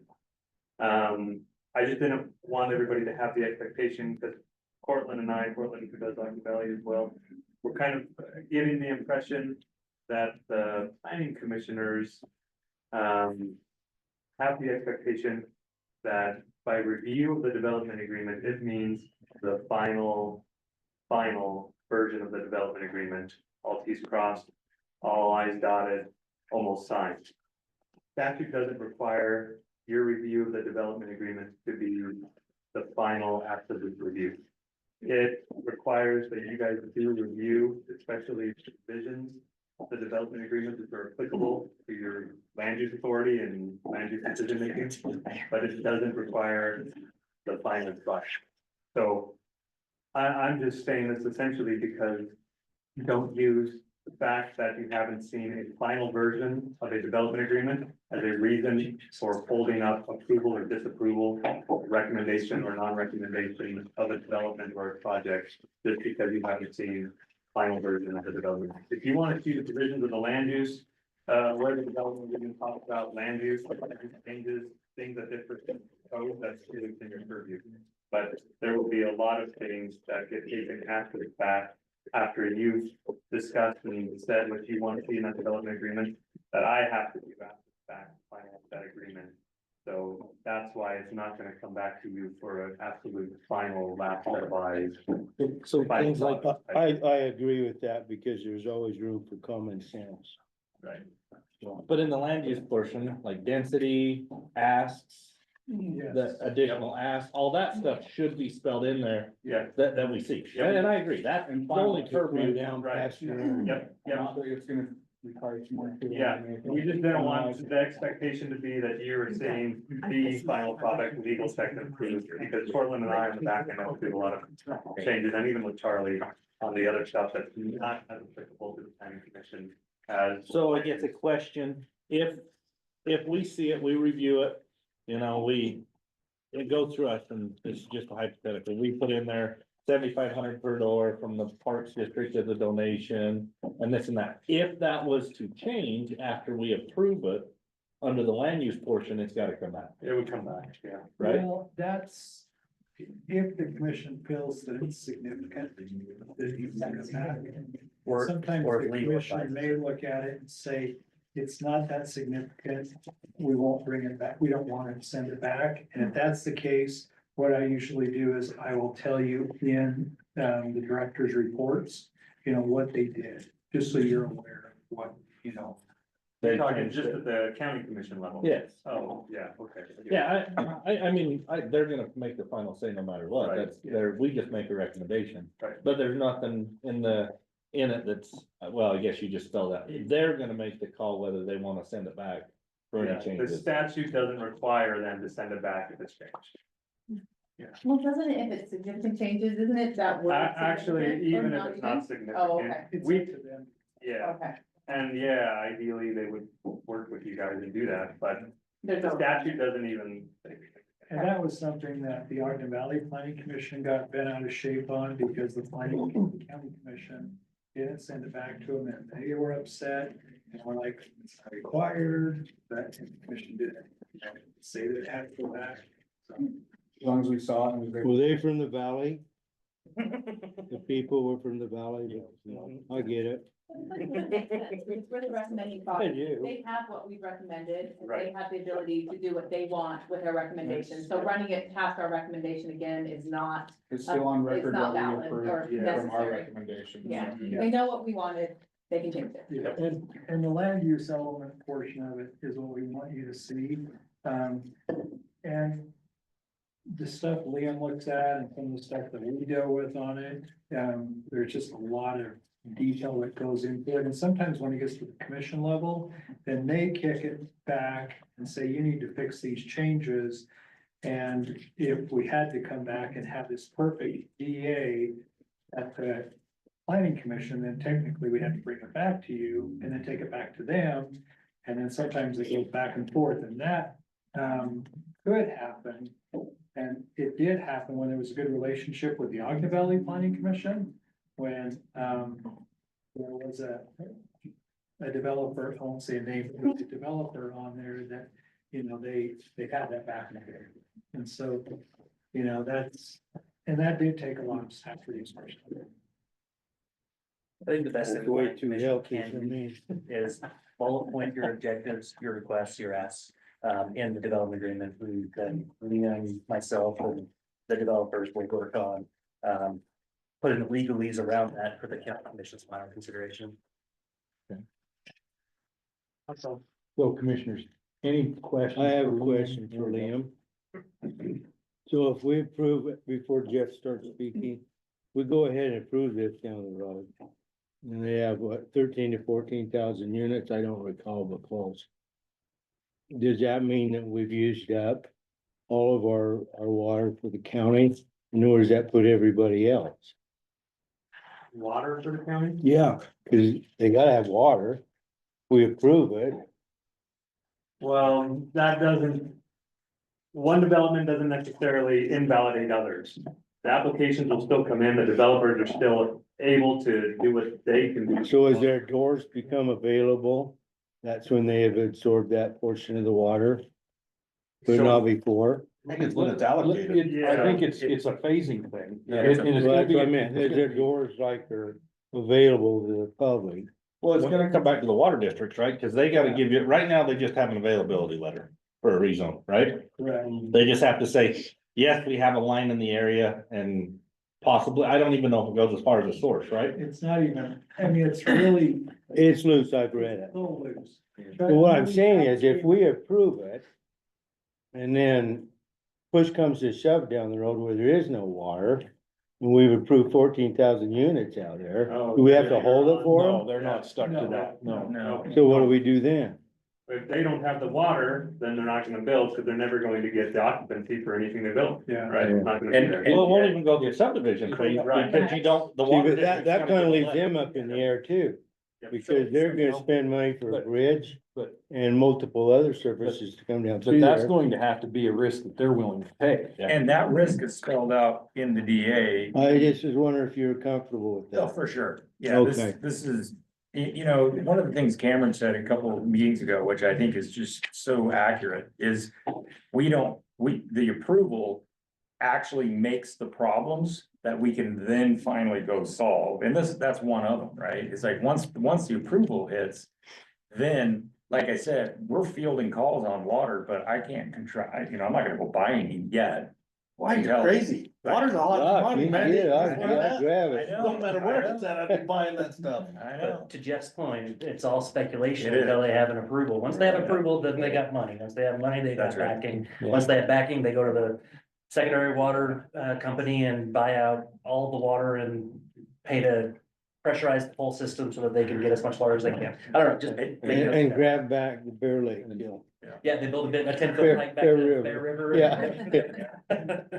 But We came a long way because we were approving dry subdivisions Yep. for our ordinance, and now at least we have to have wet water with our subdivisions when they're recorded, and then Right, the water correct. entities have to sign on there, we have to get a letter from them before it's actually recorded. So that's plating.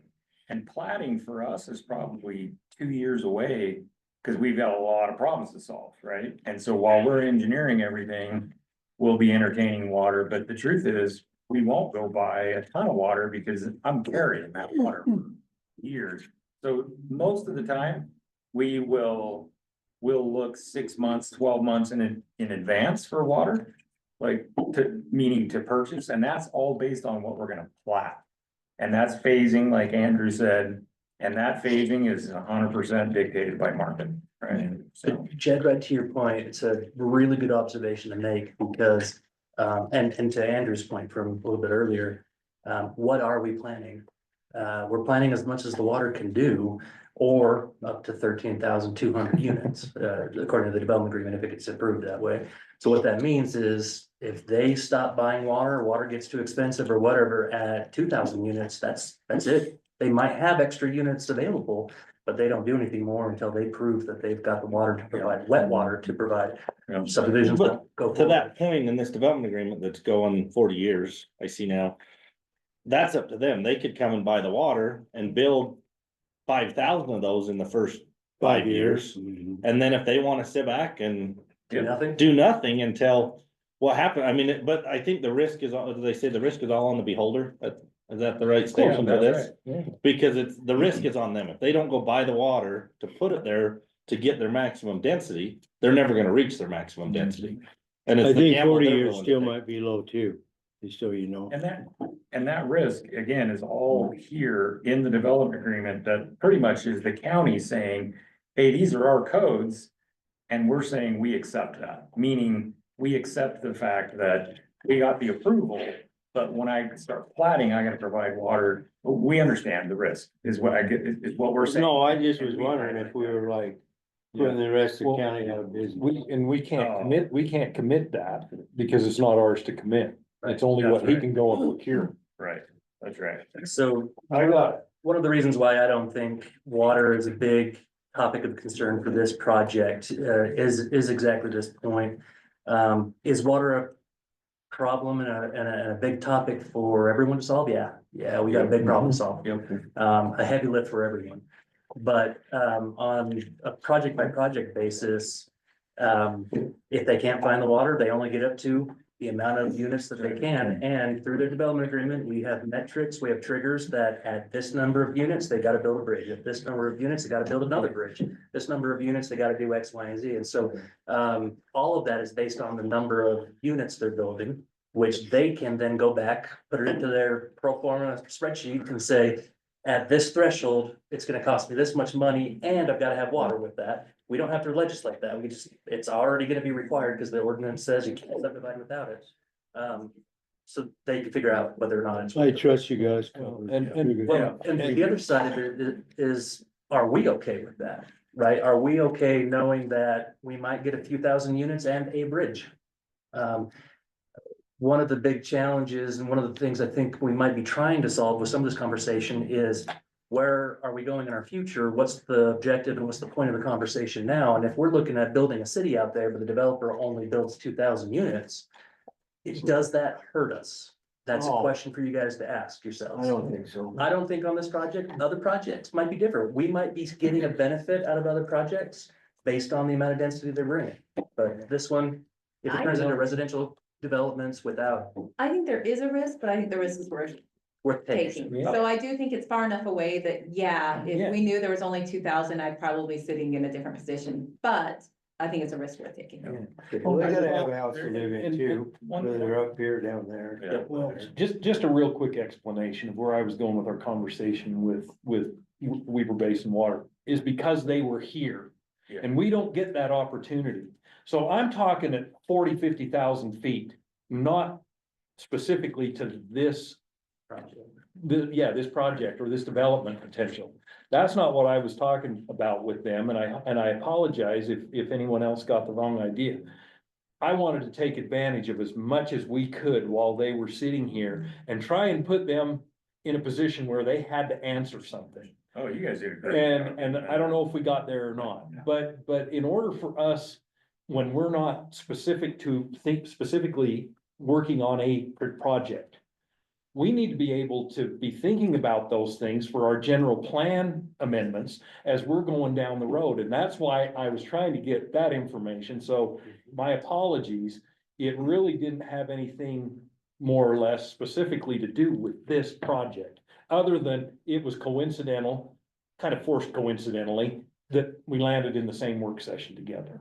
So, Oh, I think that was good. I think it. For everybody. To this, as well as every other development. and it Information does, For all. it does at a level. But we need to be able to not only be looking at this project, but the entirety of Western Weaver County's Exactly. development. Exactly. So, Yeah, we anyway, can't use it as ammo against them just because they're Right, in the same, right. same room, same time. exactly. We don't need, you Well, don't have to though. Not specifically, is what I'm saying, right? But I think It that needs to to be your point considered there everywhere. is, it's still the risk is all there. Yeah, Sure. correct. You know, Right. it's, do we feel comfortable entitling that ground to that density? Knowing there's a potential it'll never go there. But just like to Charlie's point there, you know, who's to say in another 50 years, maybe we'll all be gone, but maybe that Bear River project will come into play. This'll be expired. But at least the foundation started out there for something else to come, which potentially in 50 years, it might be even different than what's being proposed today. Yeah. And that's It's why- connecting those dots, those future dots is what it's all about. Well, and there were some comments made in previous meetings and maybe even today where we want the developer to have the water rights before they even come to us before that. That's actually a disservice to the current landowner, honestly, because if they can figure out that they could do that later on, they're gonna be willing to offer the landowner more. Yeah, it's If they're not having that stuff right now, and they're like, well, it's a big risk, it's even more of a risk now because whatever, they're gonna offer them lower. So we've talked about maybe the landowner should be the one going and figuring these things out on their own if they want to increase. It's all business though. And you may have a landowner that doesn't wanna do that and they wanna say, no, I want Jeff or whoever to take care of it and do that part. So I don't like having that stringent of things on it. And honestly, I don't feel like that's really our place. If they can make it work, they can make it work. I don't think they I don't can have think all it's that anything ante there's Look a, at. there's Yeah, a we can, community, community At this. that may or may phase. not. Right, We're right. not- phase. I would be more A subdivision. concerned if we didn't make the revisions in our subdivision ordinance, and I would say, yes, we should do it at this phase. If we didn't have it in our subdivision. What, oh, you mean like Yeah. requiring the wet for Right, the approval? right. Yeah. Yeah. It makes sense at subdivision. But yeah, there's Get an, funding and. tell- Exactly. there's an appropriate time for that to be part of the process, and that's it. Yeah. Yeah, so. To Okay. Casey's point, there's a community that may or may not be the Ogden Valley, that was looking at, Within, that was looking at an issue.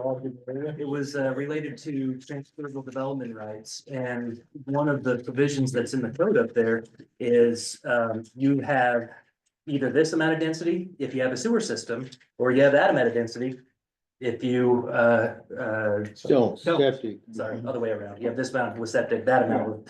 Anyway, and there was a possibility to implement the general plan, transfer development rights from an open space area to an area that they had already designated for more growth. And at that time, the planning commission said, there's no sewer system.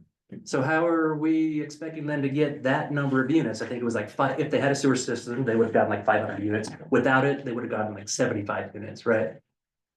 And the question I asked back was, are you telling me that you want them to build a sewer system that goes and services that property in order to move all the development rights off of that property?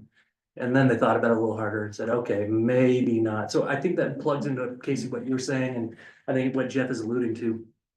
Spending that money, getting the approvals and spending that money goes towards getting better infrastructure in the ground in the communities where it's needed, as opposed to where it's not needed. So, and back to Jed, your point on whether or not they could develop with or without water. Remember when we did the general plan, we had 15,000 potential build out. That's 15,000 potential build out that may or may not have water. So we're already in that circumstance, that situation right now. It's just. We're up Cause to it it. So now- existed then, Yeah. yeah. In other words, what you're saying is water flows to money, gentlemen. Well, In my experience, it does. and maybe just for some 100,000 foot vantage point, right? We do a fair amount of lobbying at the legislative level, just, you know, to make sure that, Imagine yeah, I know, right? a developer doing. Yeah, I know, lobbying in huh? state. Had no idea. Right. I thought they were all developers anyway. All but 10 of them. Whoever But I'll- you're paying them. That's why it's not very hard to lobby it down there, Charlie. But I will tell you where the focus is, and it's all down in southern Utah right now. That the legislation is just all focused down there. Do you know why? Cause it's warmer. Yeah. Cause there's about 60,000 units approved throughout Washington County. And so they've got a reservoir they're building down there right now. So a lot of times it is, like I said, like we've mentioned, right? Sometimes creating the problem gets the focus. It's kind of like the theory, if you build it, they will come. If we approve it, it forces their hand to approve. It does, Yeah. and that's why I say, like, for us, so when I talk about lobbying. I can't really go lobby right now. All I can do is go test the temperature, and yeah, I can only do that once or twice and I get kicked out of the office, right? But once I have a problem, that's a different story. Then I'm invited in. they- Once the citizens start calling them. Yeah, and that as well. So Yeah. one thing that I heard was, you know, you guys being willing, and we've talked about this before, right? Like, cause you guys lobby too, meaning the county, right? We all lobby to some extent. It's like, we should be doing that together. And water would be one of those situations where we wanna go do that together. And Weaver Basin does the same thing, right? So anyway, I'm just saying, where there's a problem, you do get the focus, you do get the attention. And right now, I understand that, and I, from the explanations, that's the hardest thing to sell to our community, though. To get them to understand that I perspective, understand. right? That's- So yep. I'm not saying Yep. it shouldn't happen, I get it's it. just we gotta figure out a way to relay Yeah. that message to them so they understand. I don't know if we ever will. The but- community really You can't seems to because be. of the circumstances that they bring their issues to us with. It's all based on emotion. True, that is true. And when you're basing things on emotion. Well, no matter now how wait a minute, logical we the can't answer be is, that way. It's not going to be absorbed. That could be. There are safety issues too. And they're legitimate. yes, True.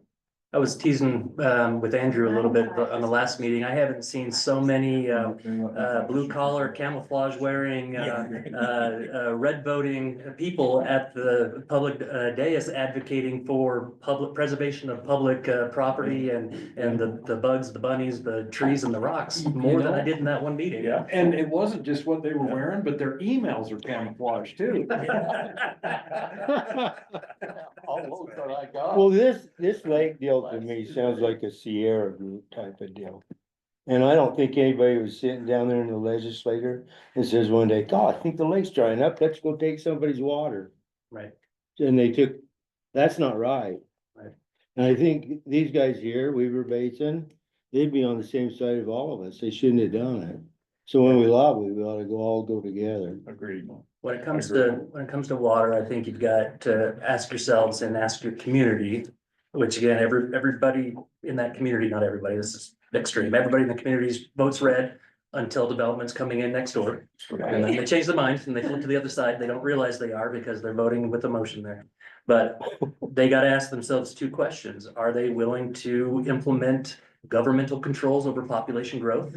Or are they willing to support free market In the demand, supply and Constitution, demand of housing? rights of private ownership. Yeah, well, if we're gonna continue to grow, then we should encourage and support the market to provide that housing in a way that is responsible. Yeah, and I think in every election in Utah, it speaks for itself, doesn't it? Yeah. In regard to how that's going to turn out. Yeah, for sure. Okay. So, having said that, that was great discussion. Thanks for that. Now, Charlie, let's kind of go through whatever we want to go through on the work session item. If you've got anything specifically, What I had prepared, and maybe we can make really quick work of this. We've had a good discussion about water. Is there any more discussion on this project about water that we want to have? The only other discussion points that we have are setbacks. And I just wanted to come and ask you guys what you want. Because we can write When you whatever. talk about side yards or permanent. Oh, sorry. Setbacks, River.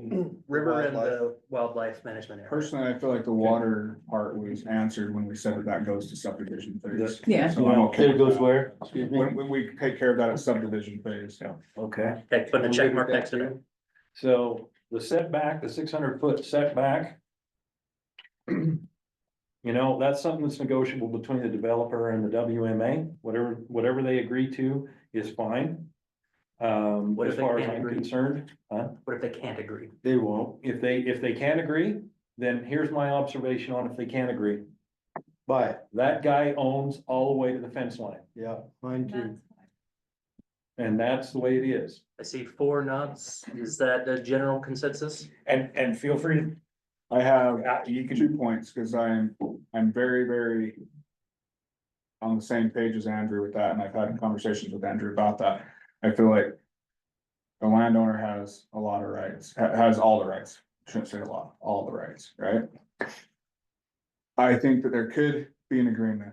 This little bit of me still says, okay, but this developer bought this property knowing where it was and knowing what it was. Is it property that should be or could be developed that way because of what is existing around it? But that's a small portion. The majority of it is the landowner still has rights. I look at it this way. Every one of those houses from every one of these people, including myself, that is a wildlife supporter, was once wildlife property, right? Everywhere where we live, we all have that. It's changing. Is it fair to have any landowner, whether it's a developer or me, have to change my property rights because it borders another property, whether it's wildlife management or another private property owner? It doesn't matter to me. It should be the same, considered the same. I agree. That's where it main comes from me. And there are other properties in that area and a lot of other areas that border things like these, they're close to them or different, that are a lot smaller.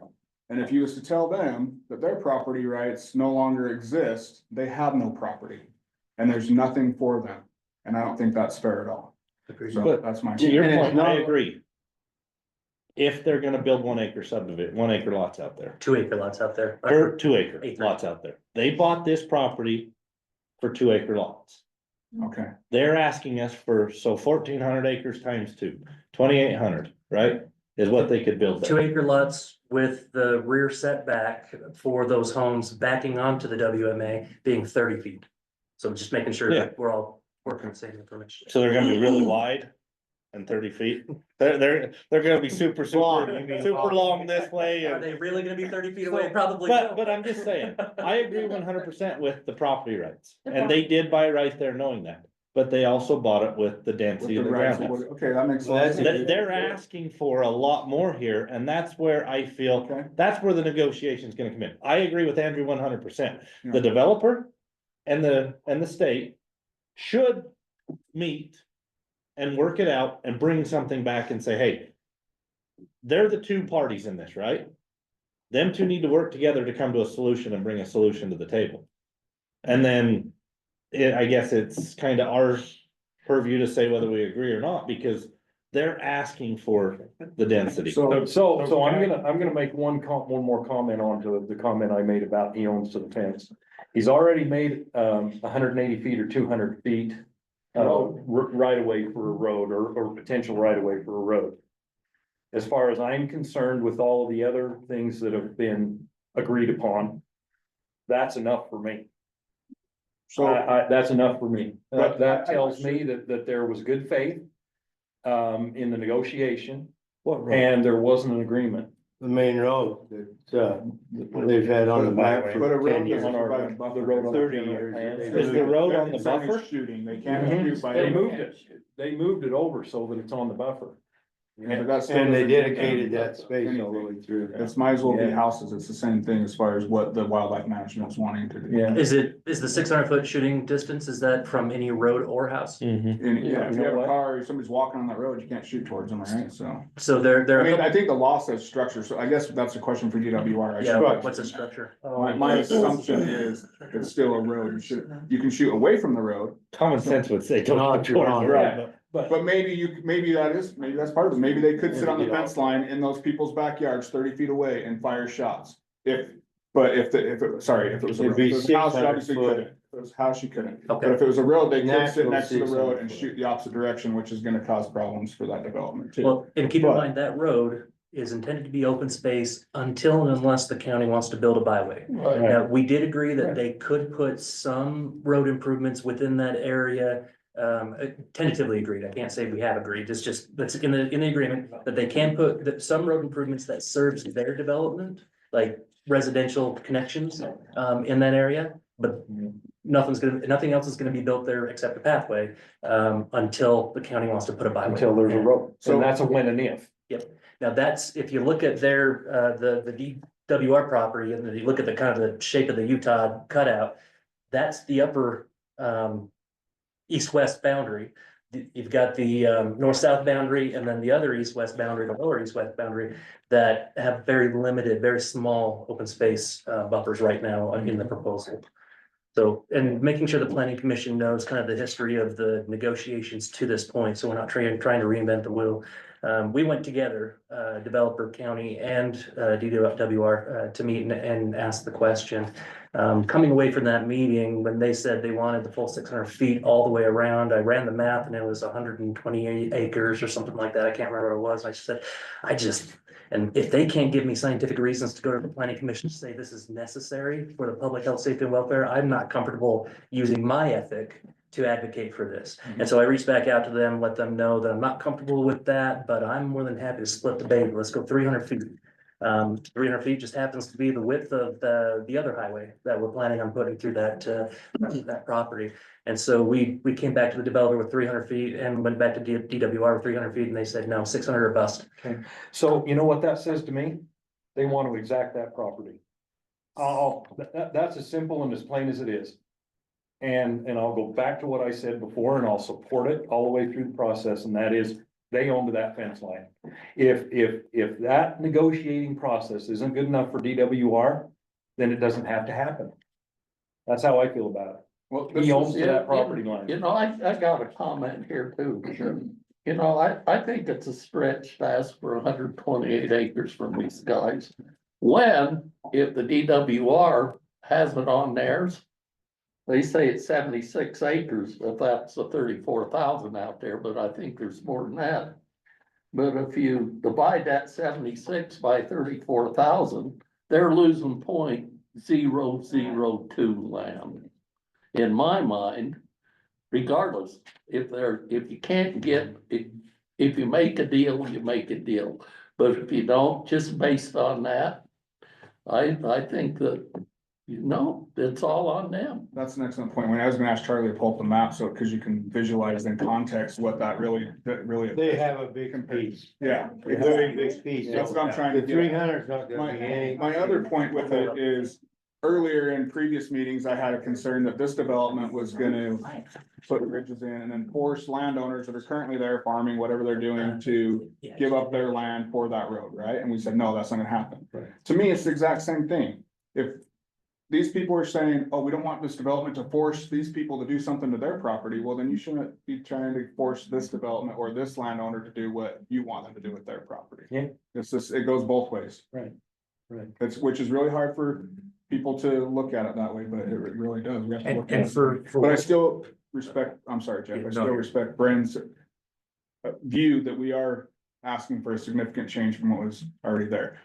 But with that, if Jeff decided, hey, I'm gonna do 2-acre lots, but they're gonna be really wide lots and still only 30-foot backyard, it's not gonna It's get. a good way to flip the bird at the DWR if they're not willing to come to the table and negotiate. I think, I have one question for you, Jeff. It was kind of brought up in that other meeting when we voted to table it, right? They say that there's waterfowl areas on your property, okay, that need to be relocated. We know, you don't have to answer whether that's true or not, or if you know yet, right? But if that was true, would that be something that you would consider? I guess I have two questions. Would that be something you'd consider moving, relocating that to that side and provide that buffer? If that truly has to be done? Yeah, so I'll answer first by saying there is no evidence that there is a waterfowl area, and we've done environmental studies, Okay, and so they have not come back with anything. so that's being used as a threat possibly right now. Well, there So was some that- misinformation that was out Yeah, there. Some there's people lots of thought that they were developing the WMA. Well, that's because that's how it was put out, sold to Correct. them, yes. Cause I was confused too, when they brought that up, I was like, wait a minute, cause we did it, like I said, we've done our environmental studies. Did not come back with anything like that. If that was the case, of course we would, yeah, that would be something that we would absolutely do. But currently, under the studies that we've done, we haven't seen anything. The other thing I wanted to say is, out of all of the entities, I mean, everybody heard my collaboration speech. We have met with them more than any other entity, probably times 2. Even us? Yeah, well, maybe not. Any other entity, all of the entities that I've had to go visit and we've had to go visit, we've met with them a lot. And we have tried and tried and tried. And who was it that just said 600-footer bust? And that has been. And so I do want to say though, because this is important, because you guys I think you're absolutely seeing it right. It's validation. We did want to try to come to some agreement with some type of buffer. And we did go and seek, because every now and again, our emotional side can get the best of us. And, we double checked with our land use attorney and they said, absolutely do not do that. That is setting a very, very dangerous precedent for what you guys are talking about. Don't do what exactly? You cannot give that buffer up. Oh, okay. The buffer is a law. So the buffer, the request for the buffer is a result of a law that is 100% their burden. Right? Right. It's not ours, it's theirs. Yeah, the 600 feet. Yeah, Right. and so then if we want just because we're really nice and wanted to come to an agreement, we say, hey, let's split the baby. We're setting a really, really dangerous precedent. Matter of fact, I mean, the ombudsman even at some point weighed in and said, yeah, I don't even think that would even fly. Even if we agreed and did it, it would probably get unwound. So are we obligated to do what they say? Oh, no. I don't think I think he's saying the opposite, right? Yeah, You're saying no buffer. Well, yeah, because Is your right, or, so the buffer it's a request of theirs. It's not there is zero Right. burden to do that. And The issue that the impasse that we've come to with them is this term impact, right? You're impacting us and we've said, we don't understand that, right? Meaning impact to us means something a little different, right? We're taking their land or whatever. They have an operation. And that operation comes with certain types of laws and comes with certain types of rules and that's their burden. With all of that said, yeah, we did try, right? By putting the road there, we figured, hey, that road being there is probably the right thing to do. And then we even did. Charlie, is that one, after he's done with that, can you zoom out just to show the wildlife management area? it's, right, Yeah, it wouldn't be that's on what- that map. It's a different zoom out. Yeah, but I'll sorry, pull the he's on a different- PDF. But you can see, this is a slough, right, that we're actually creating that slough. We're trying to do whatever we can do.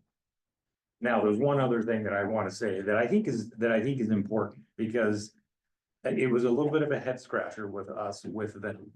Is when we first met with them, the very first time, we said, hey, we're excited about being neighbors with you guys. And we would like to be able to, whatever we can do, right? Trail systems and improve the parking lot, put a bathroom there. And with respect to them, they know their operation. They do. And so I was a little taken aback when they pretty much told us, thanks, but no thanks. We don't want anything from you except a fence, which started out at 15 foot tall. And we said, we're not gonna do a 15 foot tall fence, right? It's not a prison. I'd like to see the winds out here, that 15-foot fence is gonna hold up. I think what threw us was, this is our land and that's your land and we don't want anything, and like I said, with respect to they know their operation. And so it took me a minute to kind of, go, wow, it just was really odd, but they do know their operation.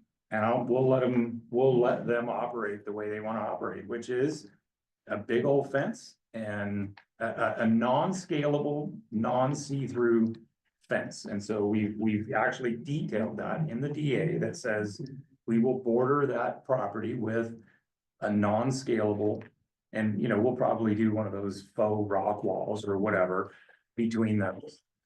But I'm not gonna lie, I was a little sad, cause I thought we could enhance it. Isn't it public lands?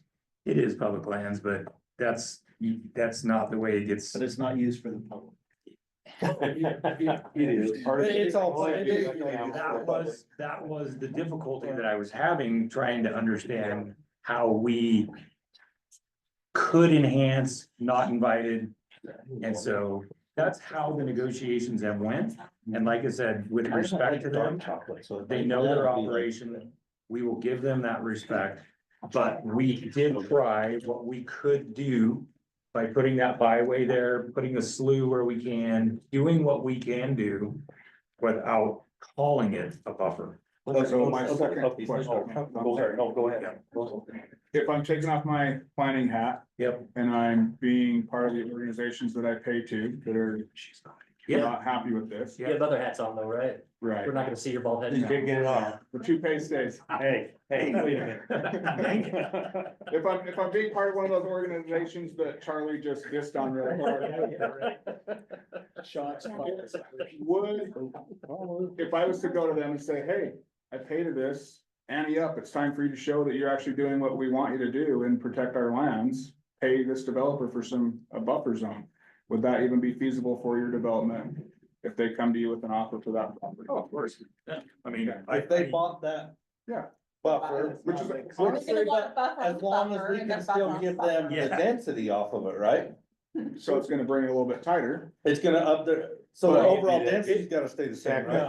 No, if they come in and buy 120 acres from us to install a 600-foot buffer. Who just said that? Buffer on top of buffer? And then there'll be a buffer on the buffer. Let's just And I want pretend buffer on they. that. But I mean, Our first, project that's really goes what I'm from- worried about.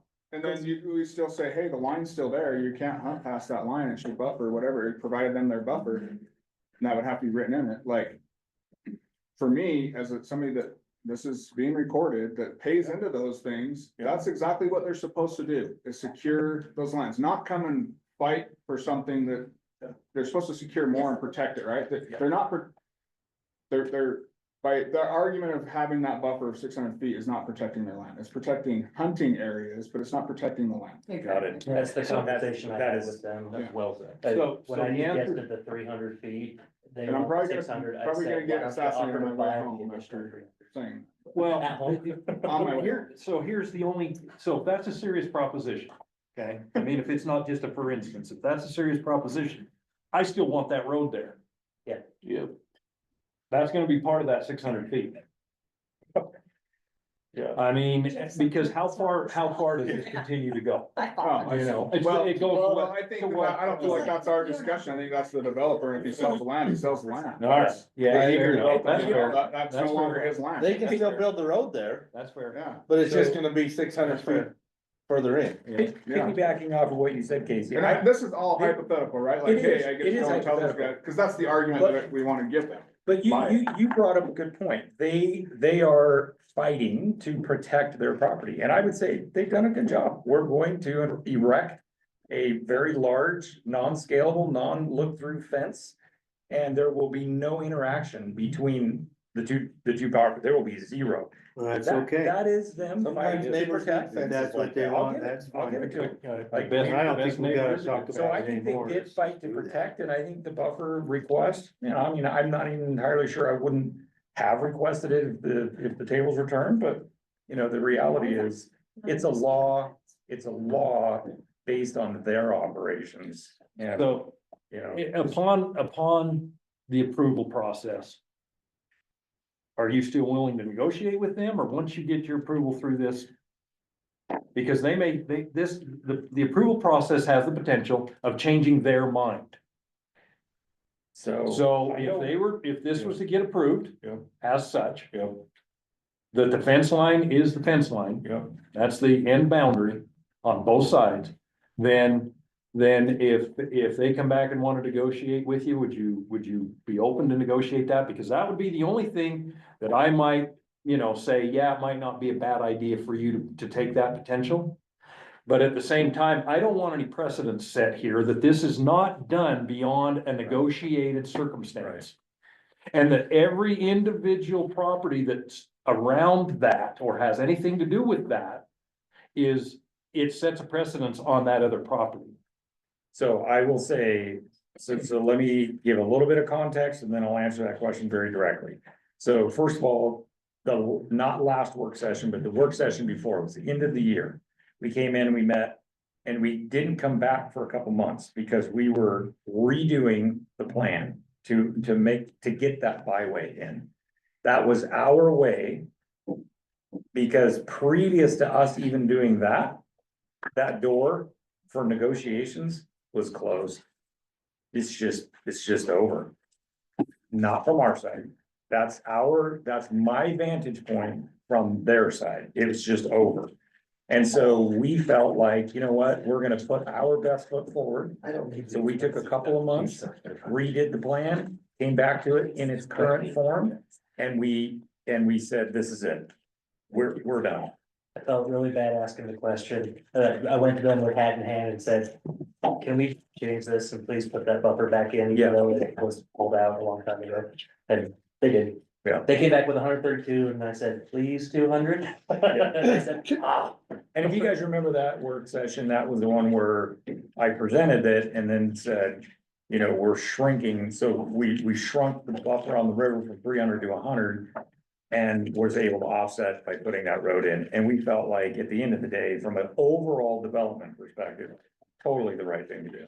It just made the most sense. The city center really took shape because the buffer on the river shrunk to what we feel is the right distance anyway. And if you remember that conversation, that was where, and you can see, we've made zero changes, right? Like this is the plan, we love it, and we're ready to go. So my door is never, by the way, my door is never closed. Like, For my- if they, my I've noticed that. if they came And I back, appreciate it. That's, Yeah, yeah. that's really good. In my opinion, to address Andrew's concern, I think we still vote on it as is. If they wanna come and try to negotiate with Jeff later and it changes his plan, that's part of the process that Jeff has to consider. yeah, And they don't have to buy the property, they can just buy an easement on the property, so Yeah, there you the go. location of the highway and all that doesn't need to change, they just buy the right to have it be open space or something. Jeff, go ahead. You know, at the meeting we went to, not this one, I think it was, I can't remember because we've been here a lot. One of the Penrods came up with the The letter last meeting. and they wanted it out. yes, Right. So we're gonna have to address that. yes. Okay. That's, so we are discussing with them, there's them and then there's one other party. This is unfortunate, the unfortunate reality of the life we live as developers. And that's what I'm saying, between us, so our group, we own out of the 1,400 acres, we own about 900, meaning own, bought, paid for. In And- the bulk. Correct. And then a couple hundred more is under contract, right? And we have terms on that. But we do have a couple of landowners that we have been negotiating with all along. And, you know, I've been here, done this before, right? It gets close to the end and then they see their value. And so we're in that conversation with them and we are, you know, I'm always optimistic and that we'll get a deal done. But if we don't, we'll be back, right? Well, cause we'll have to, Between now and when we come. Well, to that point, I have one concern. Yes. I wanna see a map that shows the pieces of property we're talking about, cause we can't rezone something that they don't. Somebody's not in. So let's I pause that right now. The development agreement and the zoning ordinance will only be based on the legal descriptions that these guys give us to show that they own. So anyone who isn't under the signature name of ownership, so but basically, nothing gets recorded, including the rezone, until they've gone and acquired all the property. But as we're looking at this as a master plan. And the reason why I want this is, and it's not so much because I totally care where or whose it is. I wanna see where it is. Yeah. Because if there's a chunk of ground in the middle of this city center that now they're gonna go all the way around. I'm gonna look at it a lot differently than if it's on the very northern side along the railroad tracks, right? Yeah. I think we need to see that, knowing no different than the buffers to. Cause one of the things is how it impacts neighboring properties, right? So. As we look at Yeah. this. So here's my question, right? And let's just openly discuss it, but in the actual submittal package. There is some language that talks about annexation areas, right? So you create the boundary and you create the master plan. But this happens from time to time where we have a holdout, right? And, you know, matter of fact, that American Fork property that we had a holdout right in the middle. It was 10 acres, right? Out of the 650 acres, we had a 10-acre parcel, it was just a holdout, and we just couldn't come to terms. And, you know, and as it works, right, like towards the end, then they finally, you know, because they wanted to live there, and obviously as everything started getting built, they're like, great, we're out of here. So we ended up buying the property, but what we did is we created it as an annexation area, which had zoning attached to the annexation area. Which meant, even if I didn't end up buying it, which we did. Someone else can get that same, and I don't have a problem doing it that way. Right. Because it only makes sense. If it's all the way around it or stuff, it makes sense, but I just would like to see how Charlie's expertise. it applies to the overall master plan of the community. Yep, and So couple of things, we have to dance around that a little delicately because we cannot create a development agreement or a zoning ordinance that requires the commission to rezone property to something in the future, right? Oh. And so we can't say, we agree with this master plan and we agree through this contract that we will rezone their property to this. However, the way this is written right now, it says that the master plan is the general guiding document. It only applies to the properties that the developer signs on the bottom line for. And we've got some provisions in there that says that when they develop their block out, they need to have those street block connections. So if they don't acquire that property, they're gonna be seriously inhibited in their ability to even build street infrastructure around that area. So they're not gonna go around, they're gonna find somewhere in their pockets to get these guys happy to sell to them. But the rezone won't take place. Keep that thought, Charlie. The rezone won't actually take place until the whole area that is described in that MDA is accomplished, meaning it is under their control, under Yeah. the developer's control. So let's just say that we've got a The couple. whole area? Hold on, let's just say we have a couple of holdouts. The couple of holdouts can stay holdouts, the rezone doesn't apply to their property. Okay. They then need to come back through the process and say, hey, we already have a master plan agreed to, just like we did with Black Pine and on extending their M&T zone. We've already got a master plan, we've already got something we're agreed to, we've acquired more property, we want to append your development agreement with this new legal description that is in our ownership. And so we'll need to do that. That's the way that we solve the whole, we can't rezone something in the future. It's a rezone at the time that they come in. Now, that said, we can't require a development agreement to be applied to property that's not owned by them. Correct. You can rezone any other property if you want to. That's within, well, it's within the county commission's discretion to do so. We can, did you just say we could rezone the individual's property? I'm not saying you should, Well, I didn't say that, I just. but you can. Yeah, in fact, But at the end of the day. somebody, anybody can come to the county and say they want to rezone Jed McCormick's property to something else. If you wanna rezone the mine to R3, I'm out. So, Yeah, right. so, He's voluntary. in this circumstance though, if we rezone the whole thing, all we're doing is adding value to that property owner's property. And he can still do what he wants to do with that property. So, Except he doesn't get the benefits of the rezone or of this document unless he sells it to. Property tax on Yep. commercial. So he can still do So everything else that owner would have to sell Which to is. this entity. to get the benefits of this, unless he goes through a Unless separate they process. agree. Of this master development agreement. Right, okay. So I wanna make sure I'm getting this correct. The rezone only applies to the property they own.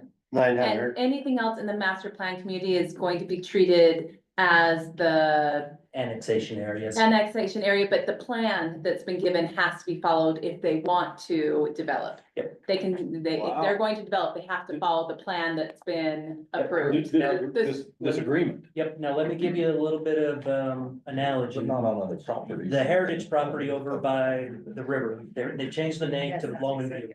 If you guys remember, there's an out parcel that they go all the way around. And 3600 is supposed to go right through all that and the out parcel will all be there. And what we've said in our development agreement to them, build 3600 to the property line on this side, build it on that side. And when that landowner chooses to come in and redevelop, we'll have him build the rest of it. Now, we also said to the landowner, hey, we'll get the developer to build the whole road through your property if you just give the property over. Right. And he said, nah, I'm gonna be a blocking parcel. And that's okay, because at some point in the future, Yes. that development, even though you're gonna have a street stub, and to get up here, you're gonna have to go through all these other residential streets to get to it. It's still going to put a lot of value on his property, which he will at some point say, I'm gonna develop this property, or someone in the future who buys it will say that. That's when the road comes in. Right. So, You look at Monroe Boulevard, drive north on Mhm. Monroe Oh. Boulevard, it comes to a dead end at the city or whatever. Now, the city's actually acquired more of that now, I don't know if they're building it yet, but Yeah. for 30, 40 years, Oh, it was. yeah, a the dead whole end. way. so, okay, I don't know that we're all on the same page quite yet. Okay. The land that is not owned by the developer is not rezoned. And if they want to do something other than its current use, if they go to subdivision at any point, they have to follow the street regulating plan from this, no? No, so. Now, if it's this developer, they do. You Because have they're to. the ones found under this MDA, but if, So we say, have to Penrod's stop. come in and wanna develop it, they don't have to do anything. They're still 1 acre per 1 unit per 2 acres. But they would have to do street connectivity just in general because of our existing, If they're asking for a rezone. if they're asking No. for No matter what. any if they're- subdivision, If, actually. if they're landlocked, they're going to have to squirm. There's a squirm point here. They gotta meet what's there, right? So at subdivision, if they wanted to build anything different than what's existing and they go to subdivision, they're going to have to meet connectivity. No, No? connectivity is voluntary in the A2 zone. We made it mandatory in the residential zones, but Okay. they zone. So if they choose to maximize the density through connectivity, which if you look at their property, it's not configured in a way that they can do anything with. It's actually about the width of a right of way. Okay. So there's not a whole lot that they could do with it anyway. Is that the one we're talking about here? Yes. It's one of them. Just one, yeah, Yeah. the one that sent the letter. Yes, Yeah. right. Very small piece. So with that in I mind, there's not envisioned it being it doesn't like meet 30 or 40 zoning acres. standards anyway. They can't subdivide it. Okay. So they'll have to do something. But someone else, if they had like a 40-acre parcel, they could come in Do the A2. and do the A2, and they wouldn't be required to put the roads in the right place or anything. We do have some connectivity standards that we could still apply. It's just not the big standards that we have been applying. For example, Okay, anywhere a road is stubbed into their property, they have to pick that stub up and continue it. oh, And so okay. let's say these guys come and stub in all directions. Well, that's a whole lot of roads. They're gonna have to figure out how to connect inside. That is part of our code. Oh, okay, But because it's 2 acre properties instead of 30 acre or much smaller, block size and road frequencies are quite a bit reduced. okay. Question, one But more just question. from a, real quick, from a business perspective, the amount of money that they're asking to be paid for their property, nobody will ever buy it to turn into two acres. Exactly, it's gonna be self-regulating, yeah. I just wanted to make sure I understood the Yep. process, Yep. okay. Does your plan, does it show a road going through there, through that property, Oh, yeah. right through their property? That You know may what be a page social the point. Can you bumpers change are, that in? like the river?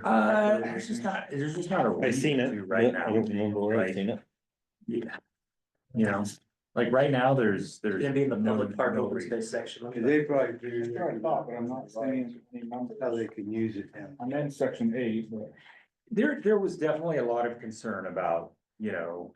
What is- What's happening and this particular parcel, we're telling them, 8.8. that's 30 years down the road. Like, 8.8. matter of fact, He'll be there. yes, And his So- kids won't wanna farm it. yeah, so Say it one more it's, time, Charlie.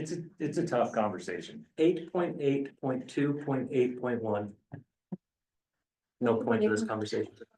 Just write it on your hand, Casey. It'll wash off. It'd be better than this air conditioner. So what that reads is it says the byway parcel pursuant to section 8.4.2.1, which is the other section you can go see that does have the standards, the dimension standards on it. And the transit parcel pursuant to the other section shall be allowed to count toward the minimum public park open space improvement. And if you flip over to 8. We're giving them open space credits for a road? Oh, here it is. So For right the- above for that the is actually byway. what's left of the Byway. We don't know if the byway is gonna happen, and so we What's the figured byway? it's, West Weaver corridor? No, no, it's that east-west, it's the buffer. What do we mean that we don't know what's gonna happen? we don't know for sure it's gonna be installed. We don't. Why? Well, there's not a road required, they just did Because the that. on the county's general not plan. 100% sure that they're gonna actually want that byway. So we're saying, okay, great, like, we're gonna dedicate it, but in the event that the county says, you know what, actually. After further study, whatever, 10 years down the road, we don't need it, Stays open it space. stays open space, so, But what's the trade-off if it becomes a road? well, that's. We're out on the open space. Well, we just gave it to you, so we just dedicated a huge chunk of land for county. you to go. They couldn't build houses on it, instead they Correct. dedicated it. So this is kind of the same same subject as school space. We said that we're not gonna require you to absolutely do school space, but 40% of your property needs to be this natural open space, whatever that means, and you can put schools within that 40%. So that really gives them some incentive to sell open space property at open space prices to the school district, because we're allowing them to consume some of their open space with a school. In this case, we're allowing them to consume some of their open space with this one byway. That is our trade-off. Our gift to them is we'll give them the rezone and all that.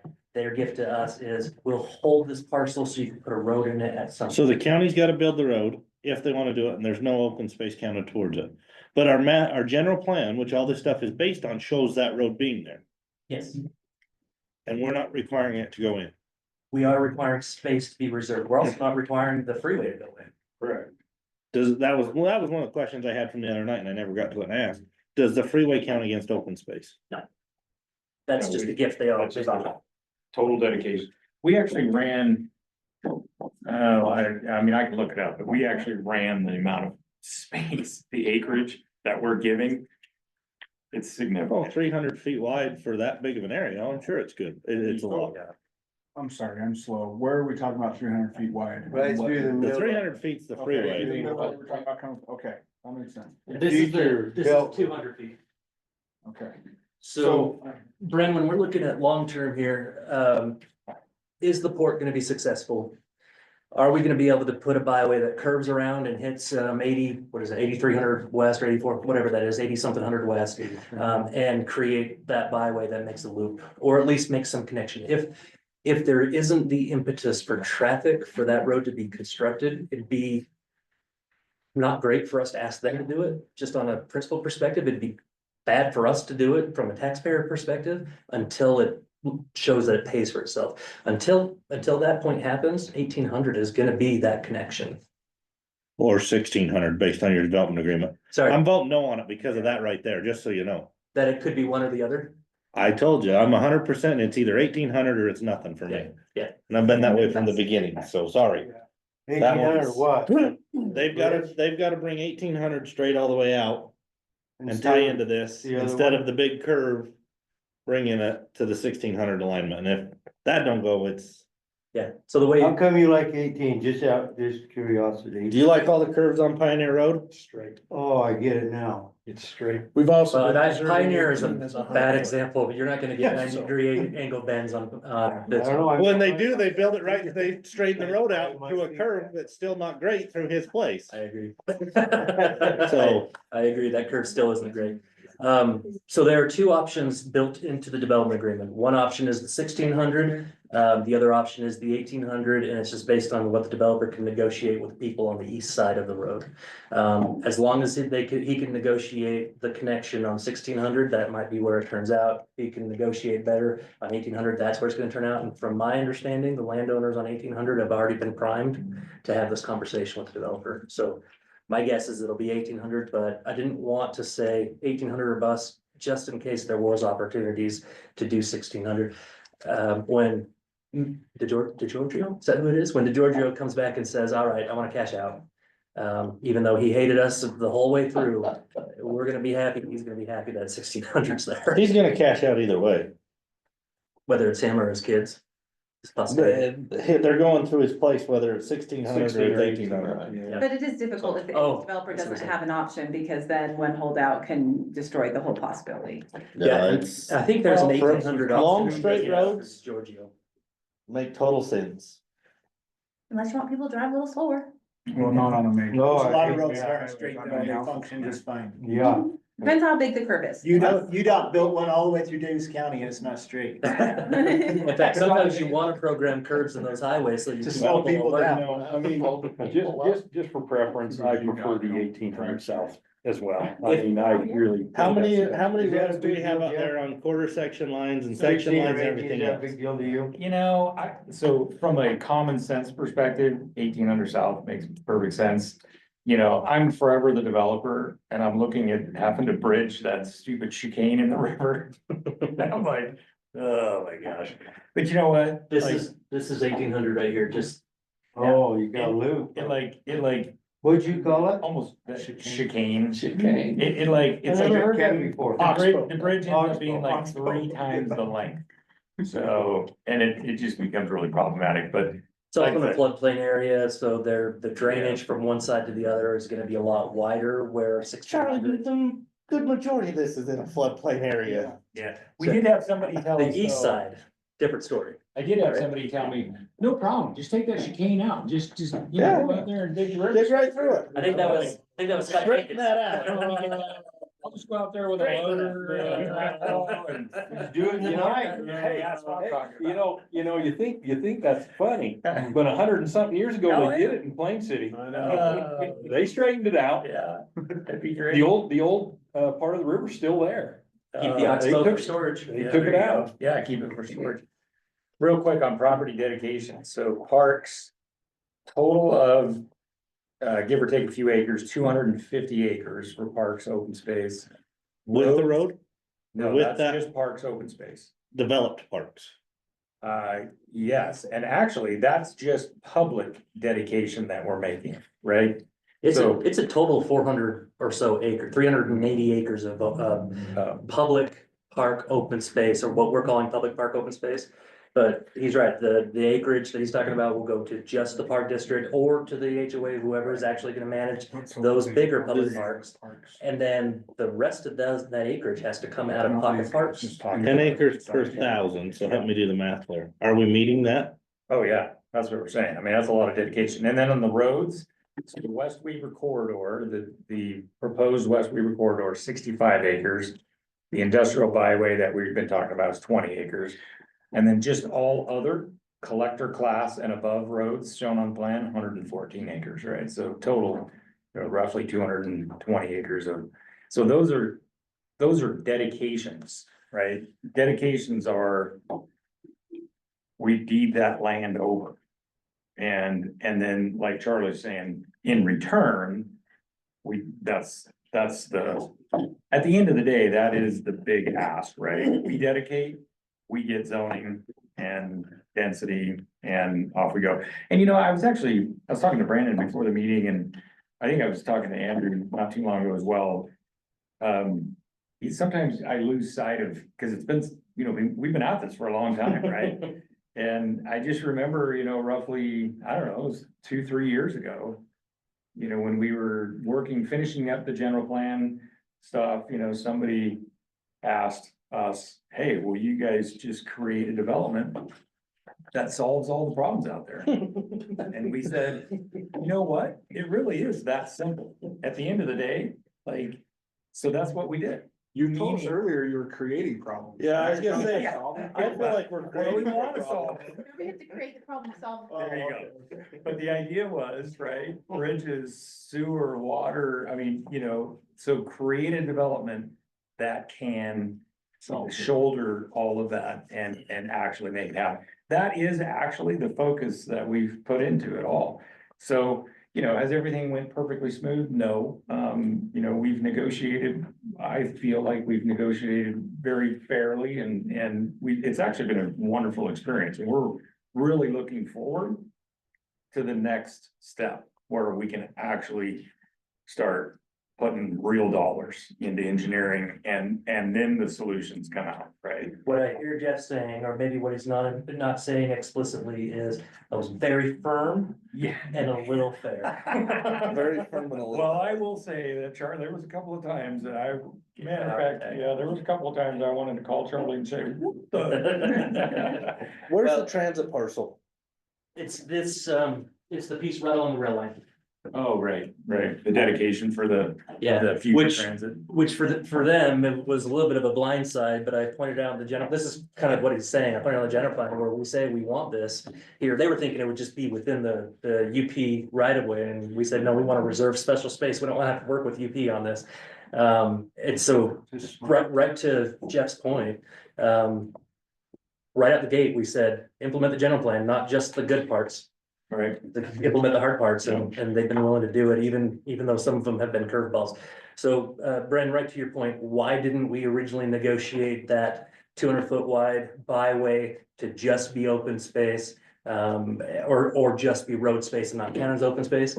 It's because of the negotiation with DWR. Originally, we did ask for that, and we asked for 300. When DWR said we don't want to budge on 600, we said, all right, well, they don't want to budge, so we're kind of having a hard time saying do anything. Let's go to the planning commission, see what the planning commission wants to do. But just prior to getting here, we did have the conversation with them where you guys wanted to see that highway put back on it. The highway in the general plan is here. So that's why I laughed a little earlier, because the very first time I went and met with the DWR, I can tell you exactly what they told me, which was, because, we were pitching the development, and they said, well, we'll back your development all day long, so long as you get that road taken out of the middle of our property. And so there was a good chuckle out of that, but, It was a scenic byway, come on, guys. for sure, that's what we told them. So when I went back to Jeff with my hat in my hand and said, can we pretty please have this and make it 200 feet? I said, what if we sweeten this and say it'll count towards your open space? Because we don't actually know a road's gonna go in the next 20 years. Yeah. I'd be surprised if we see a byway going in the next 20 years. Okay, let's talk on another sticking subject. We've made Gary sit here long enough. Hey, before you Well, get to that, can I ask a I quick question for some of the numbers Jeff threw out? Sorry, yeah, try. You said total acres of open space was how much again? Sorry. If you don't know, it's okay. Yeah. How much of that, or even a percentage of that, is the trails and the river and all that, like, not like just actual park space? Or an official big park route area? Yeah, You know? I could probably get out the presentation and I could probably do the math. But if you want, I can put together a breakout, I can have Okay. and break out, so you're saying trails Yeah, versus cause compared to parks? like, yeah. Yeah.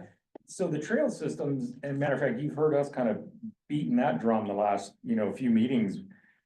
Parks, we all love parks, we do, but man, we are learning like very We need to quickly get as creative with developers. them. It is about trails. It's not. It's, everybody uses Use trails.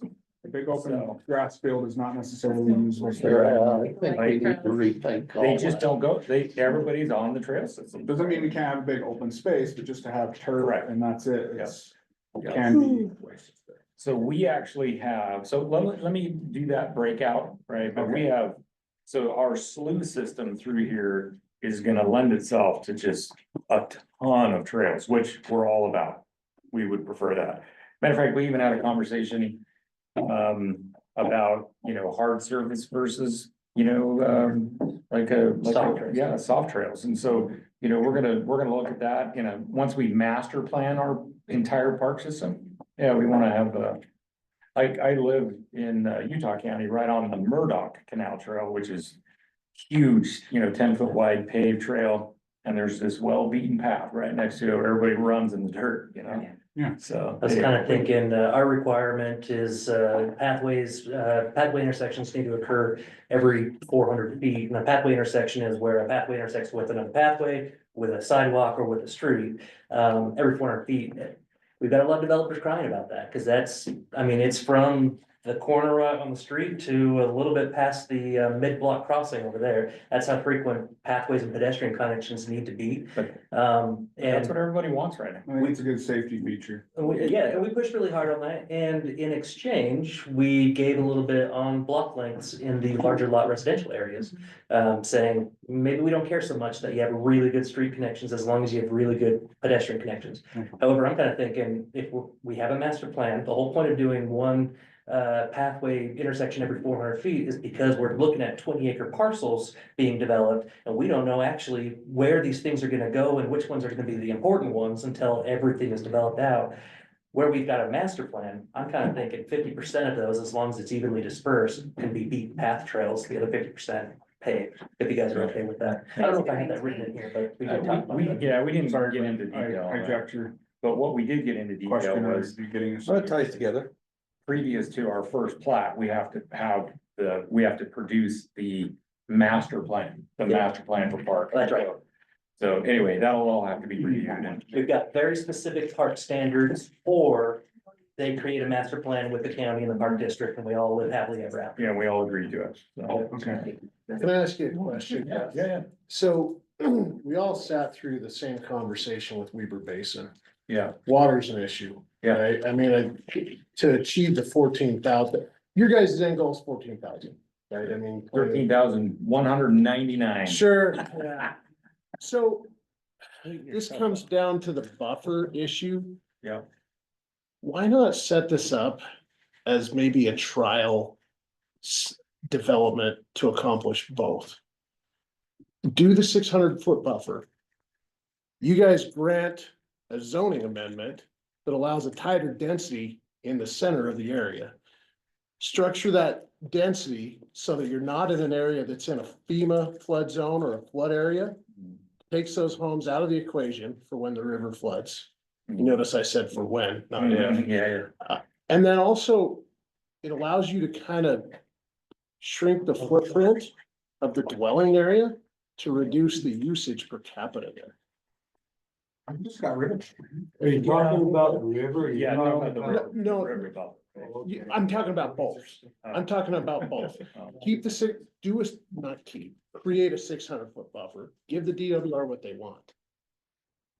But tighten your density in there and pull it away from the river and away from the refuge. Only if you can guarantee me that that doesn't set a precedence for other property owners. Only if you can guarantee me Hey, that. I hear you, Andrew, and that's a tough, That's it. that's not where I'm going with this Well, suggestion. that's bottom line, because that sets a precedence in my book. And that's not gonna happen.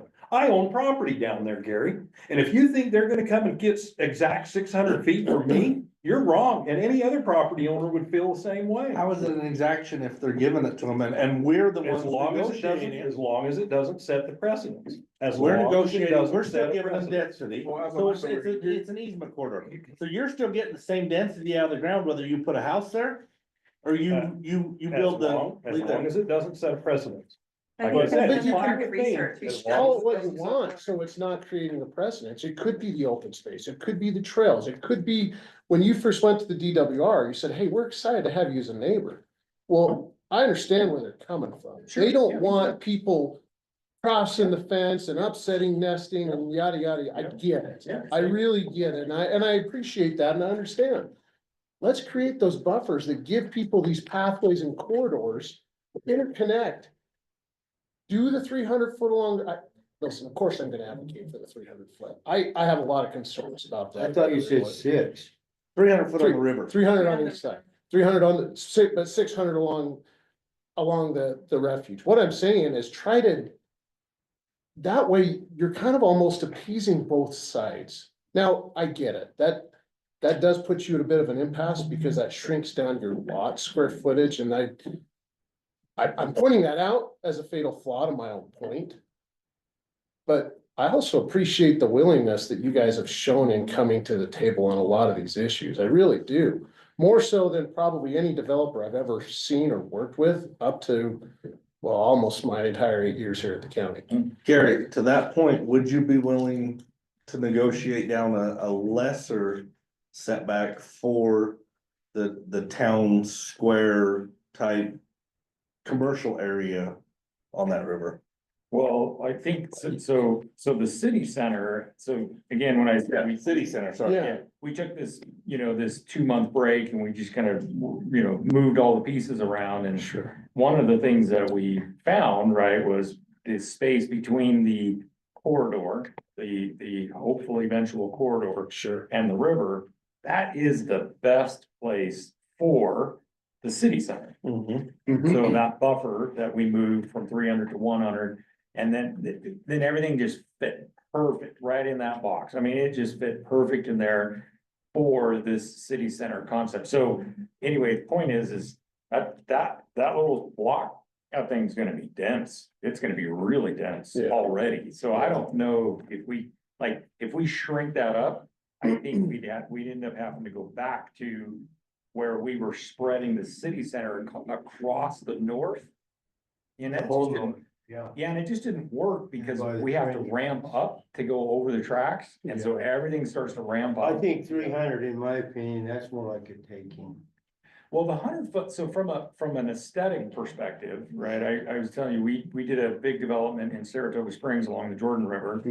And obviously the Jordan River is a little bit more established, but I mean, I look at the opportunity here the same way. And to have a trail 300 feet away from the river is not a river trail anymore, right? That's like an inland trail and way over there in the distance. So, for us to move that trail to 100 feet, then that's a river trail. Okay, And- I'm confused at that point then. Jeff. Sure. I didn't know that the trail was the setback for the river. It's not. Okay, But because I'm it is the- envisioning the where it trail is. system we already have, where the trail is literally right on the edge of the river, the water is hitting the trail. Yeah, I like Riverdale. So, Riverdale or Ogden. West Haven, Ogden, all of them, they have that, and so that's gonna be my question. I fought for the 100 feet, and then I went on it this weekend again on the trail, and I'm thinking about this, I'm like, okay. Where do we, and maybe this is a question for Rick or Charlie, but where does the river actually start? Are we talking about actual water touching something, or the riverbed, the side, whatever? Ordinary high water. Okay, okay, that answers that question, Yeah. but then I'm thinking, and I'm looking. Not floodplain, just make sure you Correct. know ordinary high Okay, water is. Yeah. Then I'm thinking, okay, took a step back, got off my bike, walked, and count it off like 300 feet, to kind of get a good feel of it and see where it'd be. I think the trail should be there. And I think that 100 feet makes sense in some areas. And this also, one of the reasons why I went down there again was because I had people from the parks reaching out to me and other community people saying, hey, you really ought to consider this. I'm like, I'm gonna really get a feel for it instead of just something up here, because that doesn't mean nothing, right, to me. And looking at that, I'm like, maybe our standards should still be the 300 with exceptions, not just making the standard 100 and then going from there. And this isn't just Jeff's development, by the way. I'm thinking Black Pine thing, anything along the river, right? Like, I want there to be things that can be close to the river, because it makes sense. I don't want the Jordan Parkway either. Right now, we just saw on the news the issues it has for safety, right? Because it is too big. It's way too big and it causes issues that way. But I think that if it flows and maybe for this development, it does work for 100 feet for the entire length of your portion of the river. I'm just saying, in general, we should consider that as sticking with the 300 and then making the change to 100 if needed, if it makes sense for that, even, I don't know, 2-block stretch or something like that, when we look at the actual plan in place, rather than just saying, oh yeah, just do whatever stuff. So I can tell you, Big question. I can Yeah. tell What you, did you see on the Jordan River? Well, Did you just see on it on the the news, news? there's just a bunch of safety issues because of. I've seen that before in other places. It's like the alleyways down in Ogden. Yeah. It's too much Yeah. territory to Yeah. watch. Right, yeah, that's what I'm saying. So I that's why I think the want to 100 be. sorry, Jeff, hang on, it's. No, you're good. The 100-foot, so I can tell you, it won't be 100-foot strict along that river. What we're saying is minimum of 100. And, you know, there are areas like the chicane. No, you're saying maximum of 100. What's that? Your thing is written as maximum of 100, right? The most required. it's gonna have is We're 100. saying it's 100, Minimum. it's 100-foot. Oh, Yeah. okay. Because Well, by us telling you this, the minimum that you have to follow by is 100. Correct. Yes. But the reality is, like, there will be areas, so this section right here is just really, really wet. And so, like, you can see even in that chicane, right, we kind of threw a little pocket park in here. We put a big park here as well, because again, these are a couple of areas where it's really wet. And so it makes sense, you know, that trail is gonna come, it's gonna come in. Away from it. Yeah. And we just, again, that's that next phase. When we get the engineering out there, matter of fact, I have the proposal in my inbox the other day from, because we've done initial surveys.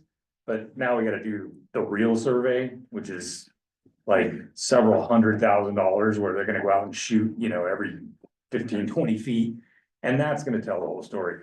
And that'll tell us, you know, cause that trail will meander. But what we're saying is, look, we're gonna go off the 100-foot guideline, but the reality is there will be areas where it's gonna come inland and we're gonna have to That should move. be one of your points that you hit when this comes to public, in my opinion. Cause that's one of their arguments is, hey, we still need a byway for the animals, right? Yeah, You're gonna, by what you just said, it to me translates to that. got it.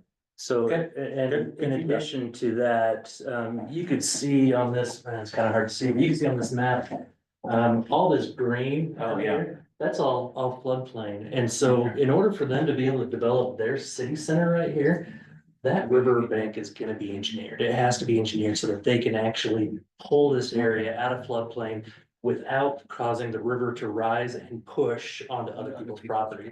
So they're gonna figure out where to put all that water, which some places it'll be right next to the river, other places it might be through ditches or It's sloughs gonna or be a whatever. ton of sloughs.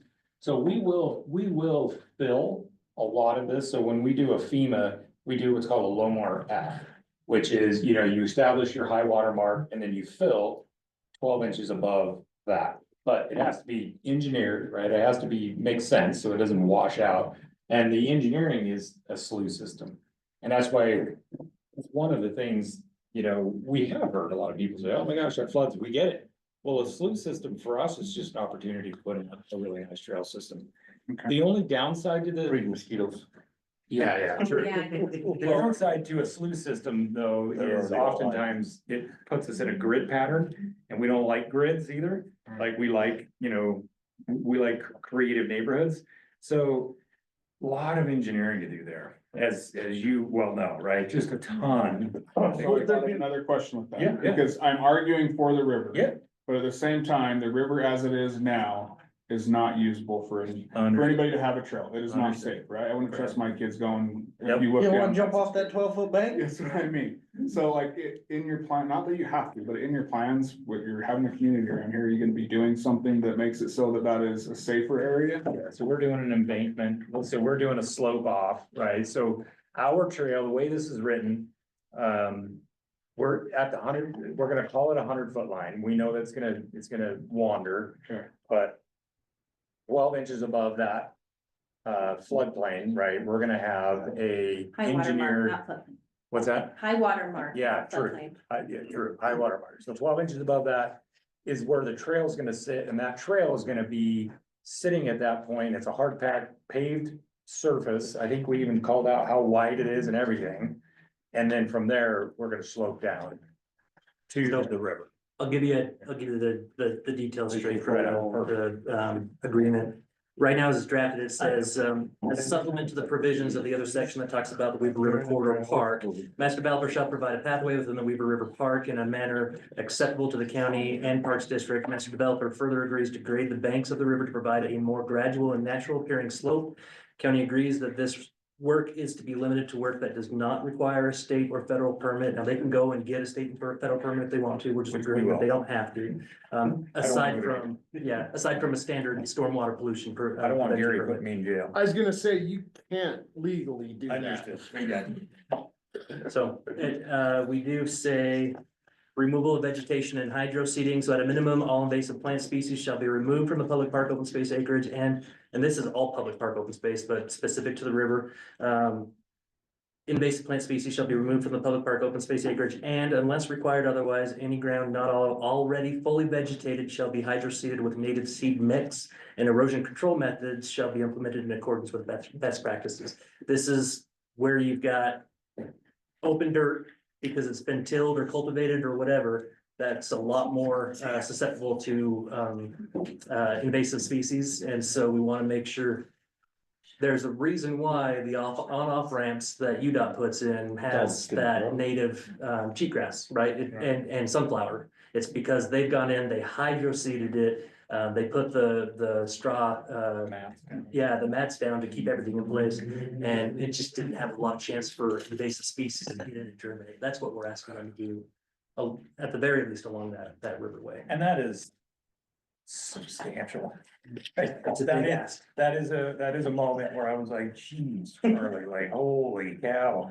But we get it. Like, I wanted to look Put in good a too. kayak park and everything else in there on the river. Yeah. Like they did in Ogden. Kayakers aren't gonna go there. There's not enough white. I mean, see, yeah, that thing You gotta is way create too it. flat, You gotta create and it doesn't move. That's a canoe. I said he's got plenty of money. He's gonna put a little.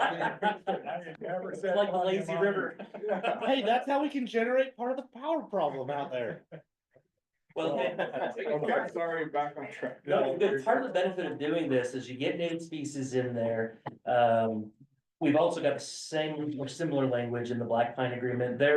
They got a lot more trees and stands of trees as it stands right now, so their concern is the way it's written, that it's gonna make them tear all those trees down. So we're revising theirs just a little bit. I don't think there's a single tree on this one, is there? There is really not. There might be a Russian I olive was too. gonna say, a couple Russian olives. Don't put those in. Yeah. But if you've got a really. It's the only thing that native grows. seed Yeah, it's not. that is allowed to kind of grow down into the water banks where you don't have, the high water mark, whatever. You get a lot better cleaning possibilities for that river. Right now, it's brown for a number of different reasons upstream, but in the future, as ag is phased out and as better river health is implemented, you might actually see some clear water in there at some point in the future. It must be okay water, because on my trip this weekend, there was a guy washing his clothes up. I thought it was chocolate milk, but he thought it was on. That's good they tore down those trees over there on 12th Street. They all had to move. So Well, they used to be white. Is there a trade-off here? One of my big concerns for this area when it comes regarding flooding. And I'm really like the corridor for the road, I get that, but are we looking at any corridors for flood channels, trying to push some of that water out west? Yes. Yeah, And not a slough, Are you talking about? You're not gonna move a lot of water through a slough. Mhm, We've learned this now through the Little Weaver. It don't work. mhm. Oh, so you're not talking about another Little Weaver? In my opinion, what I'd like to see, a big concrete channel that goes from the river to the lake Isn't that what the Little Weaver is? for like 600 feet. Oh, okay, okay. 10%. So for what it's worth, I will say this. On the flip side of my conversations with DWR. They are very excited. It's one of the reasons why in the big heated meeting, because I made mention of that in my opening comments, that we have talked to DWR. And one of the things that they're very excited about is us introducing a lot of water into the Ogden Bay.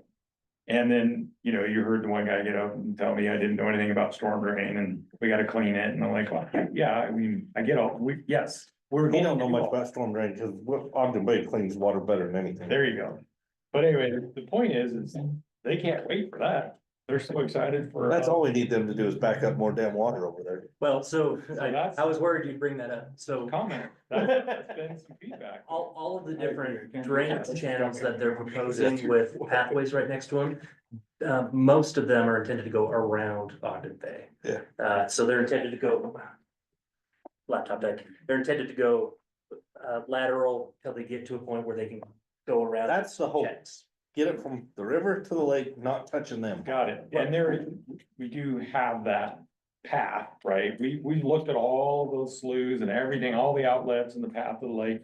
But like I said, there is still going to be some that terminate in Ogden Bay. They're excited about that part. I think doing both is, in fact, if all of them came to a confluence right at the checks, but then had the ability for Gary to pull the lever, or whoever our flood control management agency is for that city in the future, pull the lever to go around or pull the lever to go into the bay. Gary fixed it. Yeah, can you feel it? I feel it. I thought it was just in my head. The temperature drop. Cooler? We didn't know we could cook it. That's why Andrew is being so quiet. He's falling asleep over there because it's cooling down. So I don't think it matters whether your water goes into the bay, around the bay, wherever. Right.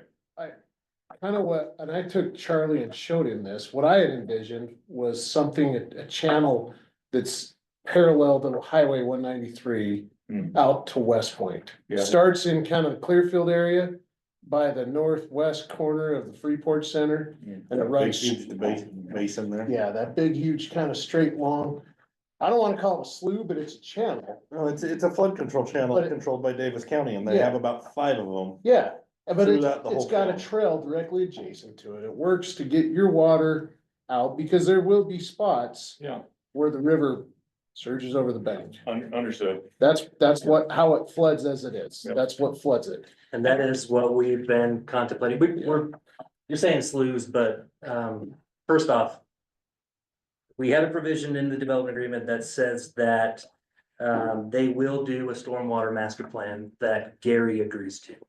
One of the caveats. It's to- in here. Is in here. It is for sure. One of the caveats I'm to good. Gary's agreement is that it does not increase the operations or maintenance demand on the county.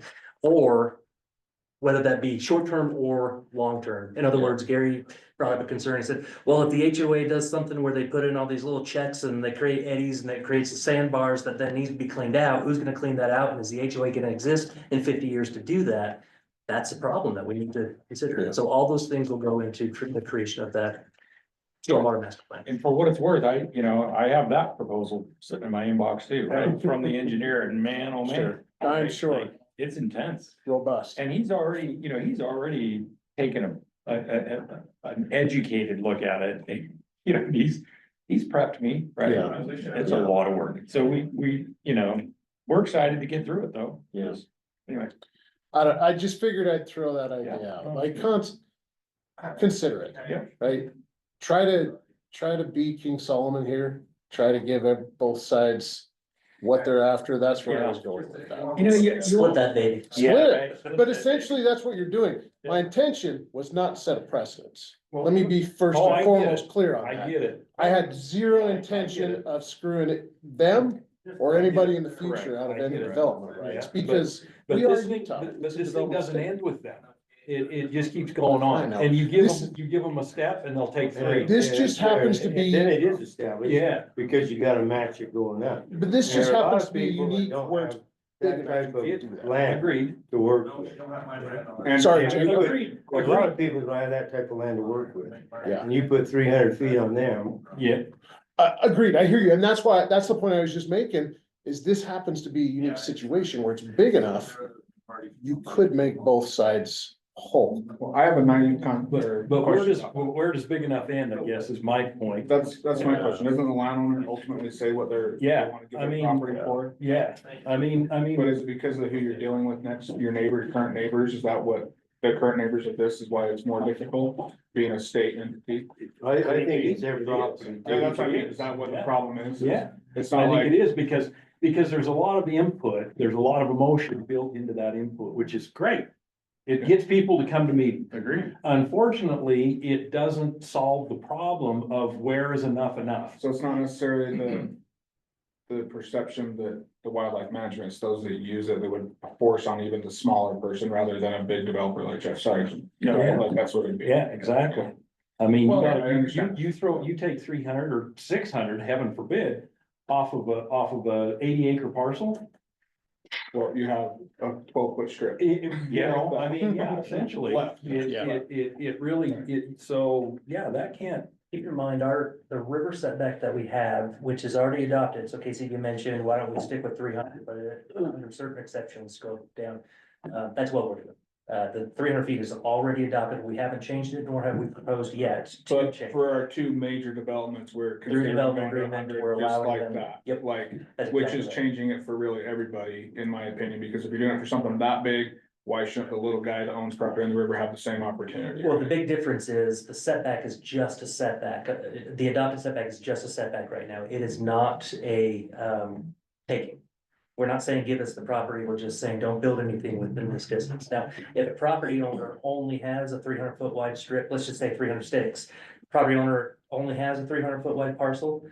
That's why variances exist. That would be a regulatory taking if we tried to apply that, and so we would help them go through the Board of Adjustments to get a variance to that So standard. they could- But we do that routinely, and for waterways up in the Ogden Valley. Which I would assume, if I'm just because they've been here in the meetings, Mannings that have been talking about some of these developments, theirs is probably not 300 feet, right? They're Yeah, probably- and that's why I didn't want the other developer to bring up those other parcels, because we're not talking about those other parcels. Yeah. There are special considerations that can Okay. happen for those other parcels. Because this is a master plan community, we're asking for deed dedication of a corridor.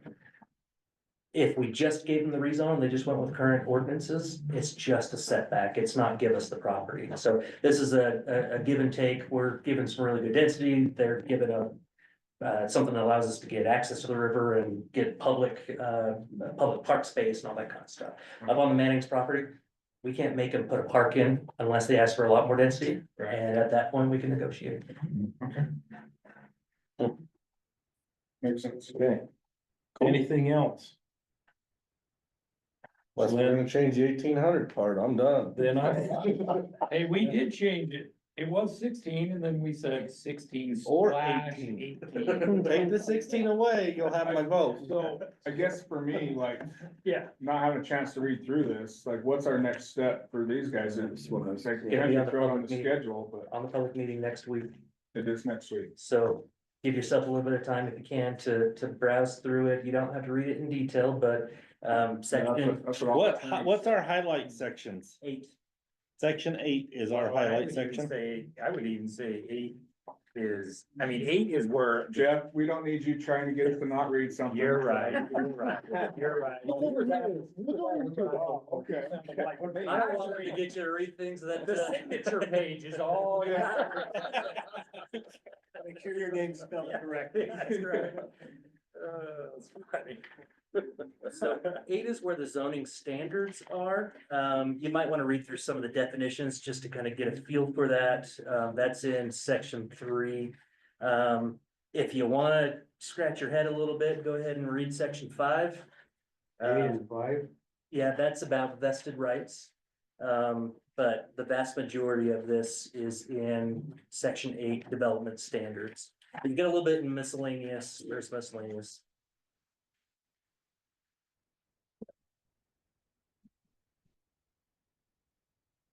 I think, Kind of hate that I know the screen, so. Charlie, I'm setting you up here, but I think the topics that are gonna be the biggest concern for our community when they come in, we've discussed tonight, but is there anything else in here that you feel like we should be aware of right now so that we're better prepared for next week? No, I think that we've got everything in here. There's a couple of spots that are still a little rough that Liam needs to work out before it gets to the commission for final approval. But I think you've got everything in here that you need, that you've asked for. And there is no public hearing next week either, Casey. We should vote. Next public hearing will be with the county commission. I think you'll hear from Penrod.